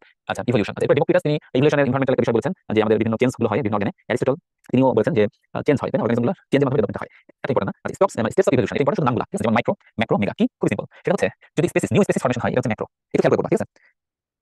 আচ্ছা ফুয়াদ বলছে আমাদের বুঝতে লেগে গেছে, এবার হয় কি তোমার সামনে বলতে হয়। আচ্ছা ম্যাক্রো মানে ম্যাক্রো হচ্ছে স্পেসিস ফর্ম করে, এত বেশি চেঞ্জ হয় স্পেসিস নিউ স্পেসিস ফর্ম, এমন মাইক্রোটা হচ্ছে এর নিচে মানে ভ্যারাইটি সাব স্পেসিস, এরকম স্পেসিস ফর্মেশন করতে পারে না। তাহলে বুঝতে পারছো মেগাটা কি হবে, মেগাটা হবে স্পেসিসের বেশি, মানে একটা ফ্যামিলি ফর্মেশন হবে, একটা অর্ডার একটা ক্লাস, এত বেশি ভেরিয়েশন হবে, ঠিক আছে। তাহলে চেঞ্জের মাধ্যমে নিউ স্পেসিস যদি চলে আসে এটার নাম হচ্ছে ম্যাক্রো ইভলিউশন। যদি আরো বেশি চেঞ্জ হয় এটাকে বলা হয় একটা ফ্যামিলি একটা অর্ডার একটা ক্লাস ক্লাসিফিকেশন করছে না, এগুলো যদি চলে আসে নিউ, তাহলে এটাকে বলে মেগা ইভলিউশন। আর যদি স্পেসিসের কম চেঞ্জ হয় যেমন ভ্যারাইটি অফ সাব স্পেসিস, তাহলে এটাকে বলা হয় মাইক্রো ইভলিউশন। জাস্ট নামগুলো মনে রাখতে হবে। আচ্ছা আচ্ছা টাইপ হচ্ছে তিন রকম, সেটা হচ্ছে কনভার্জেন্ট, ডাইভার্জেন্ট আর প্যারালাল। দেখো কনভার্জেন্টটা কি, সেটা হচ্ছে আচ্ছা ফার রিলেটেড অর্গানিজম, মানে দুঃসম্পর্কের দুইটা জীব, তারা কি থাকবে, তারা সেম এনভায়রনমেন্টে থাকবে, তখন দেখা যায় তাদের সেম চেঞ্জ হয়, কিছু অর্গানিজম মানে ধরো অর্গানে একই রকম পরিবর্তন হয়, হ্যাঁ। তাহলে ফার রিলেটেড অর্গানিজম তাদের যদি সেম এনভায়রনমেন্টে রাখো তাহলে তুমি দেখবা যে সিমেট্রিক্যাল প্রপার্টিজ চলে আসে, এটাকে বলা হচ্ছে কনভার্জেন্ট। আর ডাইভার্জেন্ট দেখো এটা একটু ডিফারেন্ট, এটা উল্টা, সেটা হচ্ছে ক্লোজলি রিলেটেড অর্গানিজম তারা ডিফারেন্ট এনভায়রনমেন্টে থাকবে, তাহলে নতুন স্পেসিস ফর্মেশন হবে। তাহলে কনভার্জেন্ট ইভলিউশন হচ্ছে মানে নট রিলেটেড এরকম দুইটা স্পেসিস তারা সেম এনভায়রনমেন্টে থাকার কারণে তাদের মধ্যে যে সেম বৈশিষ্ট্য চেঞ্জ হয়, ক্যারেক্টারিস্টিক্স চেঞ্জ হয়, এটাকে আমরা বলি কনভার্জেন্ট ইভলিউশন, ঠিক আছে। আর ডাইভার্জেন্ট কি, ডাইভার্জেন্ট হচ্ছে ক্লোজলি রিলেটেড কিন্তু ডিফারেন্ট এনভায়রনমেন্টে থাকে, এটাকে বলা হয় ডাইভার্জেন্ট ইভলিউশন। আচ্ছা প্যারালাল, প্যারালাল দেখো টু ডিফারেন্ট স্পেসিস এবং টু ডিসট্যান্ট বাট সিমিলার এনভায়রনমেন্টে থাকে, তাহলে তখন যে পরিবর্তন ইভলিউশন হয় এটা হচ্ছে প্যারালাল ইভলিউশন। জাস্ট শর্টকাট করে একটু মনে রাখো, চলো। আর কেউ কিছু আছে এই নামগুলো একটু মনে রাখতে হবে, আলাদা করে ডিটেইলিং আমাদের জন্য দরকার নাই, বিশেষ করে যেটা যেমন ন্যাচারাল সিলেকশন দিয়েছেন ডারউইন, আচ্ছা তারপরে জাম্পলাজম থিওরি দিয়েছেন অগাস্ট ওয়াইসম্যান বা ভাইসম্যান, যেটা মিউটেশন থিওরি দিয়েছেন হুগো ভিস, আর ইনহেরিটেন্স অফ অ্যাকুরেট এটা দিয়েছেন বিজ্ঞানী ল্যামার্ক। এগুলো খুব ভালো করে পড়তে হবে একদম 100%, এখান থেকে প্রশ্ন আসে, হ্যাঁ। আচ্ছা এবার আসলে ল্যামার্কিজম বা ল্যামার্কের থিওরি, আচ্ছা এখানে যেটা আছে সেটা হচ্ছে ল্যামার্ক ইনফ্লুয়েন্স ফিলোসফার ছিলেন, তিনি বায়োলজি এটা অরিজিনেটর অফ বায়োলজি এই শব্দের অরিজিনেটর, তিনি দুইটা গ্রুপে ভাগ করেন, ভার্টিব্রেট নন ভার্টিব্রেট। তিনি দিয়েছেন অর্গানিক ইভলিউশন থিওরি, অথবা তার থিওরি একটা নাম হচ্ছে ইনহেরিটেন্স অফ অ্যাকুরেট ক্যারেক্টারিস্টিক্স। এই কথাগুলো একটু মনে রাখতে হবে, হ্যাঁ রাইট প্রদীপ্ত, শুধু রেড মার্কিংগুলো করলেই হবে, ঠিক আছে, ইভলিউশন থেকে এখান থেকে তেমন প্রশ্ন হয় না। আচ্ছা এখন ওরা কিছু ল আছে, হ্যাঁ এই লগুলো শুধু নাম পড়বা, যেমন ফার্স্ট লয়ের নাম গ্রোথ, হ্যাঁ এটা জায়গায় কি হয় যে এনভায়রনমেন্টের যে ইনফ্লুয়েন্সে গ্রোথ হয় কোন অর্গানিজম, এটা গ্রোথ। আচ্ছা সেকেন্ড ল বলেছে environmental impact active force of organism and morphological change, তোমরা যখন জিম করো, জিম করে কি হয় সেটা অনেক হয় না, মোটা হয়ে যায়, এটাই আর কি। আচ্ছা থার্ড ল সেটা হচ্ছে ইউজ এন্ড ডিসইউজ। আচ্ছা এখানে ওই সেম জিনিস, যে কোনো কিছু যদি ব্যবহার করো তাহলে কি হবে, সেটা অনেক বেশি শক্ত হবে, মজবুত হবে, ব্যবহার না করলে ধীরে ধীরে ওই অর্গানটা নিষ্ক্রিয় হয়ে যায়, ইনঅ্যাক্টিভ হয়ে যায়, এই কথা আমি এখানে বলছি। আচ্ছা এরপর ফোর্থ ল, ফোর্থ লটা হচ্ছে ইনহেরিটেন্স অফ অ্যাকুরেট ক্যারেক্টারিস্টিক্স। উনি যেটা বলছে যে ধরো আমি একটা এনভায়রনমেন্টাল চেঞ্জে একটা ক্যারেক্টারিস্টিক্স এটা অ্যাড করলাম, হ্যাঁ আমার বাচ্চা বা নেক্সট জেনারেশনে ওই ক্যারেক্টারিস্টিক্সটা আমার জিনের মাধ্যমে ট্রান্সফার হবে, এটা আমি বলছি আর কি, হ্যাঁ যদি এটা আসলে সঠিক না, ঠিক আছে, এরপরে দেখা যাচ্ছে এটা সঠিক না। আচ্ছা বলতো এই বইটার রচয়িতাকে সবাই একটু ই করো, অ্যান্সার করো। হ্যাঁ হুলোর দ্য বুক ফিলোসফিকা, হ্যাঁ লিখে অ্যান্সার করতে হবে। হ্যাঁ সিয়াম উত্তর করেছে, ভেরি গুড, তাহলে এটা উত্তর হবে ল্যামার্ক। আচ্ছা ডারউইনিজম থেকে পড়তে হবে জাস্ট এটা, সেটা হচ্ছে এই যে থিওরিটা দিয়েছিলেন 1858 এই সালটা ইম্পর্টেন্ট। আচ্ছা তিনি 6টা স্টেপ বলেন, তো এখানে ডিসিশনগুলো ইম্পর্টেন্ট না, তোমরা জাস্ট ইভেন্টসগুলো পড়বা, শুধু এই নামগুলো। হ্যাঁ এই নামগুলো এর মধ্যে লাস্ট নামটা দেখো, এটা খুব বিখ্যাত, সেটা হচ্ছে ন্যাচারাল সিলেকশন। তো বেড়ে যাবে সার্ভাইভাল অফ দ্য ফিটেস্ট, তাই না, যে যারা যোগ্যতম তাই বেঁচে থাকে, কারণ প্রতিযোগিতা করতে হয় জীবিত থাকার জন্য, এই স্ট্রাগল ফর এক্সিস্টেন্স, এই কথাগুলোই বলছে আর কি। হ্যাঁ limitation of food and space, কারণ একটা জায়গায় যখন জীব থাকবে তখন কি হবে, সেখানে স্পেসের সংকট হবে এবং সেখানে ফুডের সংকট হবে, তাই না, ওই কথাটা নিয়ে বলছে। আচ্ছা তো যাই হোক, ন্যাচারাল সিলেকশন যে থিওরিটা আছে সেটা হচ্ছে এই 6টা ইভেন্টসের নামগুলো আমরা একটু পড়বো, এই এতটুকুই। আচ্ছা নিও ডারউইনিজম হচ্ছে ডারউইনের যে মতবাদ ছিল সেটার উপর ভিত্তি করে করা হয়, কিছু চেঞ্জ আসছে। হ্যাঁ যে জায়গাগুলোতে মনে হচ্ছে যেখানে ডারউইনের মতবাদটা ঠিক না, ওখানে আমরা একটু চেঞ্জ করে মতবাদটা দিয়েছেন এবং বেসড অন ডারউইনিজম এটার নাম নিও ডারউইনিজম কে দিয়েছেন ওয়েসম্যান, এটা খুব ইম্পর্টেন্ট। আচ্ছা উনি যে মতবাদ দিয়েছিলেন সেটা হচ্ছে জার্মপ্লাজম সোমাটোপ্লাজম থিওরি, এটা ভেরি ভেরি ইম্পর্টেন্ট। ঠিক আছে, এটা কি বলেছেন সেটা হচ্ছে জার্মপ্লাজম এন্ড সোমাটোপ্লাজম, এটা হচ্ছে যে আমাদের জেনেটিক ম্যাটেরিয়ালগুলো এই যে গ্যামেটের মাধ্যমে যে যায়। হ্যাঁ তো গ্যামেটের মাধ্যমে যেটা যাচ্ছে সেটা হচ্ছে জার্মপ্লাজম, আর আমাদের যে অটোজোম থাকে, সরি আমাদের যে নরমাল রিপ্রোডাক্টিভ অর্গান ছাড়া বাকি যে বডিটা সেখানে যে ট্রান্সফার হচ্ছে পরবর্তীতে জেনেটিক ম্যাটেরিয়াল, এটা হচ্ছে সোমাটোপ্লাজম। ঠিক আছে, তাহলে রিপ্রোডাক্টিভ অর্গানের যে ট্রান্সফার হচ্ছে জেনেটিক ম্যাটেরিয়াল, এটা হচ্ছে জার্মপ্লাজম, আর আমাদের বডির বাকি অংশে যে জেনেটিক ম্যাটেরিয়াল ট্রান্সফার হচ্ছে এটা হচ্ছে সোমাটোপ্লাজম। উনি এটা বলেছিলেন আর কি। হ্যাঁ এই আর কি, আর কিছু নাই। আচ্ছা গেল, এটা তোমরা করতে পারো, সেটা ল্যামার্কিজম এবং ডারউইনিজমের মধ্যে পার্থক্য। আমি বলবো এটা ভেরি ভেরি ইম্পর্টেন্ট। থিওরির নাম কি কোথায় দেওয়া হয়, কোন বুকে ছিল এটা, এটা ফিচার কি, এটা কিন্তু আমরা অলরেডি আগে পড়ে আসছি। আচ্ছা এটা হচ্ছে কেন যে ডিফারেন্ট ক্যারেক্টারিস্টিক্স হয়, এবং আমরা জানি যে ডারউইনিজম হচ্ছে মোর অ্যাকসেপ্টেবল, তাই না, এই কথা এখানে লেখা আছে। আচ্ছা তোমাদের জন্য একটা কুইজ দেখে উত্তর করতে পারে, কুইজ। হ্যাঁ ফাউন্ডার অফ বায়োলজি, খুব সহজ। ঠিক আছে দেখি, হ্যাঁ ভেরি গুড, ওকে 100% সঠিক উত্তর দিয়েছে, এটা লেমার্ক। আচ্ছা ইভলিউশন থিওরি এখানে কিছু কিছু পয়েন্ট থেকে প্রশ্ন আসতে পারে, সেগুলো যেমন চেম্বার দেখো সাকসেসিভলি এটা কি হয়, প্রথমে দুইটা চেম্বার, এরপরে তিনটা, এরপরে তিন কমপ্লিটলি চারটা, এরপরে ফোর চারটা। তো কাদের কয়টা চেম্বার থাকে এই কথাটা এই যে এইখানে লেখা আছে, এই যে দেখো এইখানে গেল। ফিশ থাকে হচ্ছে 1 atria 1 ventricle, Amphibia 2 atria 1 ventricle, reptile এখানে থাকে হচ্ছে 2 atria and 2 incomplete ventricle, আর এভিস অ্যান্ড ম্যামালস এটা থাকে 2 atria 2 ventricles। ঠিক আছে, তো এইটা এখান থেকে চলে আসতে পারে না, ইভলিউশন এটা দেখতে বলছে। হোমোলোগাস অর্গান দেখবেন যে বিড়ালের পা, তাই না, ক্যাটস ফ্রন্ট লেগ, তারপরে তিনি কোয়েলের যে ফিপার আছে এবং ব্যাটের যে উইং আছে, এগুলো আসলে স্ট্রাকচারালি সেম। এই ধরনের অর্গানগুলোকে বলা হচ্ছে হোমোলোগাস অর্গান। এটা কি হচ্ছে দেখো, এই যে same basis of origin and internal structure, এই কথা মনে রাখতে হবে। তো এই উদাহরণগুলো খুব ইম্পর্টেন্ট, সেটা হচ্ছে এই যে উদাহরণগুলো wings of bird, wings of bat, flipper of whale seal, 4 foot of horse, cats, hands of এই উদাহরণটুকু শেষ, এতটুকু পড়লে আমাদের জন্য হবে। আমি তো দেখি প্রদীপ্ত রাহিন ফুয়াদ সিয়াম আজ ভালো করেছে, তোমাদের সবাই শুভেচ্ছা জানাই। আচ্ছা এবার আসো অ্যানালগাস অর্গান। আচ্ছা এটা হচ্ছে স্ট্রাকচারালি ডিফারেন্ট কিন্তু ফাংশনালি সিমিলার, এতটুকু। দেখো এবারে bat swing, bird swing and mouse swing, এটা দেখতে আলাদা কিন্তু এটা কাজে এরকম, এটাকে বলা হয় অ্যানালগাস অর্গান, এই এতটুকুই। আচ্ছা এবার ভেস্টিজিয়াল, এটা ভেরি ভেরি ইম্পর্টেন্ট 100%, শুধু নামগুলো অনলি এক্সাম্পল, যেমন skin hair, nuclear membrane, wisdom teeth, হ্যাঁ এখানে ছবি দেওয়া আছে। আচ্ছা ইয়ার মাসল, কক্সিস, শুধু নাম পড়বা, অ্যাপেন্ডিক্স, হ্যাঁ খুব ইম্পর্টেন্ট অ্যাপেন্ডিক্স, এগুলো হচ্ছে ভেস্টিজিয়াল, এগুলো ফাংশন নাই হিউম্যান বডিতে, হ্যাঁ যেটাকে ভেস্টিজিয়াল বলা হয়, মানে ইনঅ্যাক্টিভ। আচ্ছা এরপর যেটা আছে প্যালিওন্টোলজি, সেটা হচ্ছে আমাদের এই যে ফসিল নিয়ে যে সায়েন্স, এটাকে বলা হয় প্যালিওন্টোলজি। আচ্ছা এটাই মোটামুটি কিছু না। আচ্ছা এখানে যেটা আছে সেটা হচ্ছে আর্কিওপটেরিক্স নামে একটা কি আছে বলতো, এটা হচ্ছে একটা আদিম একটা অর্গানিজম। তো এটা কিছু ক্যারেক্টারিস্টিক্স আছে রেপ্টাইলের মতো, কিছু ক্যারেক্টারিস্টিক্স আছে এভিসের মতো, পাখির মতো। হ্যাঁ তো এই ক্যারেক্টারিস্টিক্সগুলো একটু পড়তে পারো, বিশেষ করে যেগুলো একটু বোল্ড করা আছে, যেকোনো একটা ভালো করে পড়বা। আমি বলবো এটা ভালো করে পড়বা, তাহলে এভাবে আসবে which one is not the characteristics of archaeopteryx, এভিস characteristics, which one not Avis characteristics। আচ্ছা এর মধ্যে দেখো উইংস আছে, বিক আছে, হ্যাঁ বোনি অ্যারেঞ্জমেন্ট লাইক বার্ডস, ফার্কুল আছে, এরকম আসে। আচ্ছা কন্ডাইল আছে, আর এটা হচ্ছে হোমিওপ্যাথিক, এই মোটামুটি কথা। আচ্ছা এখানে যেটা আছে সেটা হচ্ছে দেখো এখানে বিজ্ঞানী হাক্সলি উনি একটা কথা বলেছেন, সেটা হচ্ছে যে বার্ডস হচ্ছে গ্লোরিফাইড রেপ্টাইলস, এটা অনেক সময় সাজা দিয়ে দেয়। আর এখানে ইভলিউশনের একটা থিওরি আছে, প্রথমে রেপ্টাইল, এরপরে আর্কিওপটেরিক্স, এরপরে বার্ড, এভাবে ধীরে ধীরে ডেভেলপমেন্ট হয়। আচ্ছা লিভিং ফসিল হচ্ছে যে এমন অর্গানিজম যাদের দেখতে হচ্ছে আগের আদিম অর্গানিজমগুলোর মতো। এই যে এটা হচ্ছে লিমুলাস, সেনোডন, লেমিটারিয়াম আর প্লাটিপাস। তো এটা আমরা সহজেই মনে রাখবো, প্লাস পিএলএস প্লাস একটু লিখো, প্লাস দিয়ে আমরা একটু মনে রাখতে পারি। ঠিক আছে, পি হচ্ছে প্লাটিপাস, এল হচ্ছে লিমুলাস। আচ্ছা এটা খেয়াল রাখবেন, এস হচ্ছে সেনোডন আর এল হচ্ছে লেমিটারিয়াম, লিমুলাস লেমিটারিয়াম প্লাস দিয়ে আমরা মনে রাখবো। ঠিক আছে গেল। আচ্ছা টাইম পিরিয়ড, এটা আমাদের ম্যাট্রিক্স আছে, এখান থেকে পড়ে নিলে হয়, মানে এটাই সাধারণত বারবার আসে আর কি। হ্যাঁ কোথায় ফসিল ছিল না, ডাইনোসর কখন আসে, হ্যাঁ মডার্ন পিপল কখন আসে, ডাইনোসরের কখন প্রমিনেন্স এক্সটেনশন ছিল, এই বিষয়গুলো আসে। আচ্ছা তোমাদের জন্য একটা কুইজ, এটা অ্যানসার করতে পারে, আমাদের লাস্ট কুইজ খুব সহজ। আচ্ছা এটা কি অ্যানসার করো দেখি, how many chambers in amphibians. আচ্ছা এটা সহজ সহজ, হ্যাঁ ওকে আমরা ক্লোজ করে দিতে পারি, তাহলে এটা উত্তর হচ্ছে 3 চেম্বার। আচ্ছা how long ago Jurassic period from now, হ্যাঁ বিকেলে বলতে পারে। আচ্ছা এটার সাথে আমাদের দেশের জনসংখ্যা একটা মিল আছে। ওকে আচ্ছা আমরা এটা ক্লোজ করে দিই আমরা। আচ্ছা হ্যাঁ ঠিক আছে, লিসবন দেখে ভালো করেছে। Okay Pradipta Apsara Fuad Sanjida Rahin, okay very good তোমাদের। আচ্ছা এটা ক্লিক করো, হ্যাঁ প্রদীপ্ত খুব ভালো করেছে। আমাদের জনসংখ্যা ওই ওর সাথে মিল আছে 165 crore, তাই না, ওর সাথে মিল আছে মোটামুটি, আমাদের জনসংখ্যার সাথে মিল আছে, তাহলে এটা হবে 165 মিলিয়ন ইয়ার্স, এভাবে আমরা একটু মনে রাখবো। ওকে তো এই হচ্ছে আমাদের আজকে পড়া। তো তোমরা সবাই শুরু জানি আমি একটু লেংদি সময় নিয়ে পড়লাম, কারণ হচ্ছে যেগুলো কনসেপ্চুয়ালি বুঝে নিলে তোমাদের পড়াটা সহজ হবে। তো তোমরা খুব ভালোভাবে এটা প্রস্তুতি নাও, আর এটা রিভিশন দিতে তোমার খুব সময় লাগবে না, কিন্তু বুঝে বুঝে পড়বা, আর উদাহরণগুলো অনুপাতগুলো ভালো করে পড়বা। ঠিক আছে লাস্টে আমি বলবো যে ইভলিউশন থেকে শুধু রেড মার্কিং পড়বা, এই তোমার প্রিপারেশন। ওকে তো তোমরা সবাই ভালো করো, আগামী দিন ইনশাআল্লাহ আমাদের আজকে পার্ট 2 নিয়ে তোমাদের সাথে আবার দেখা হবে। সেই পর্যন্ত ধন্যবাদ, আসসালামু আলাইকুম।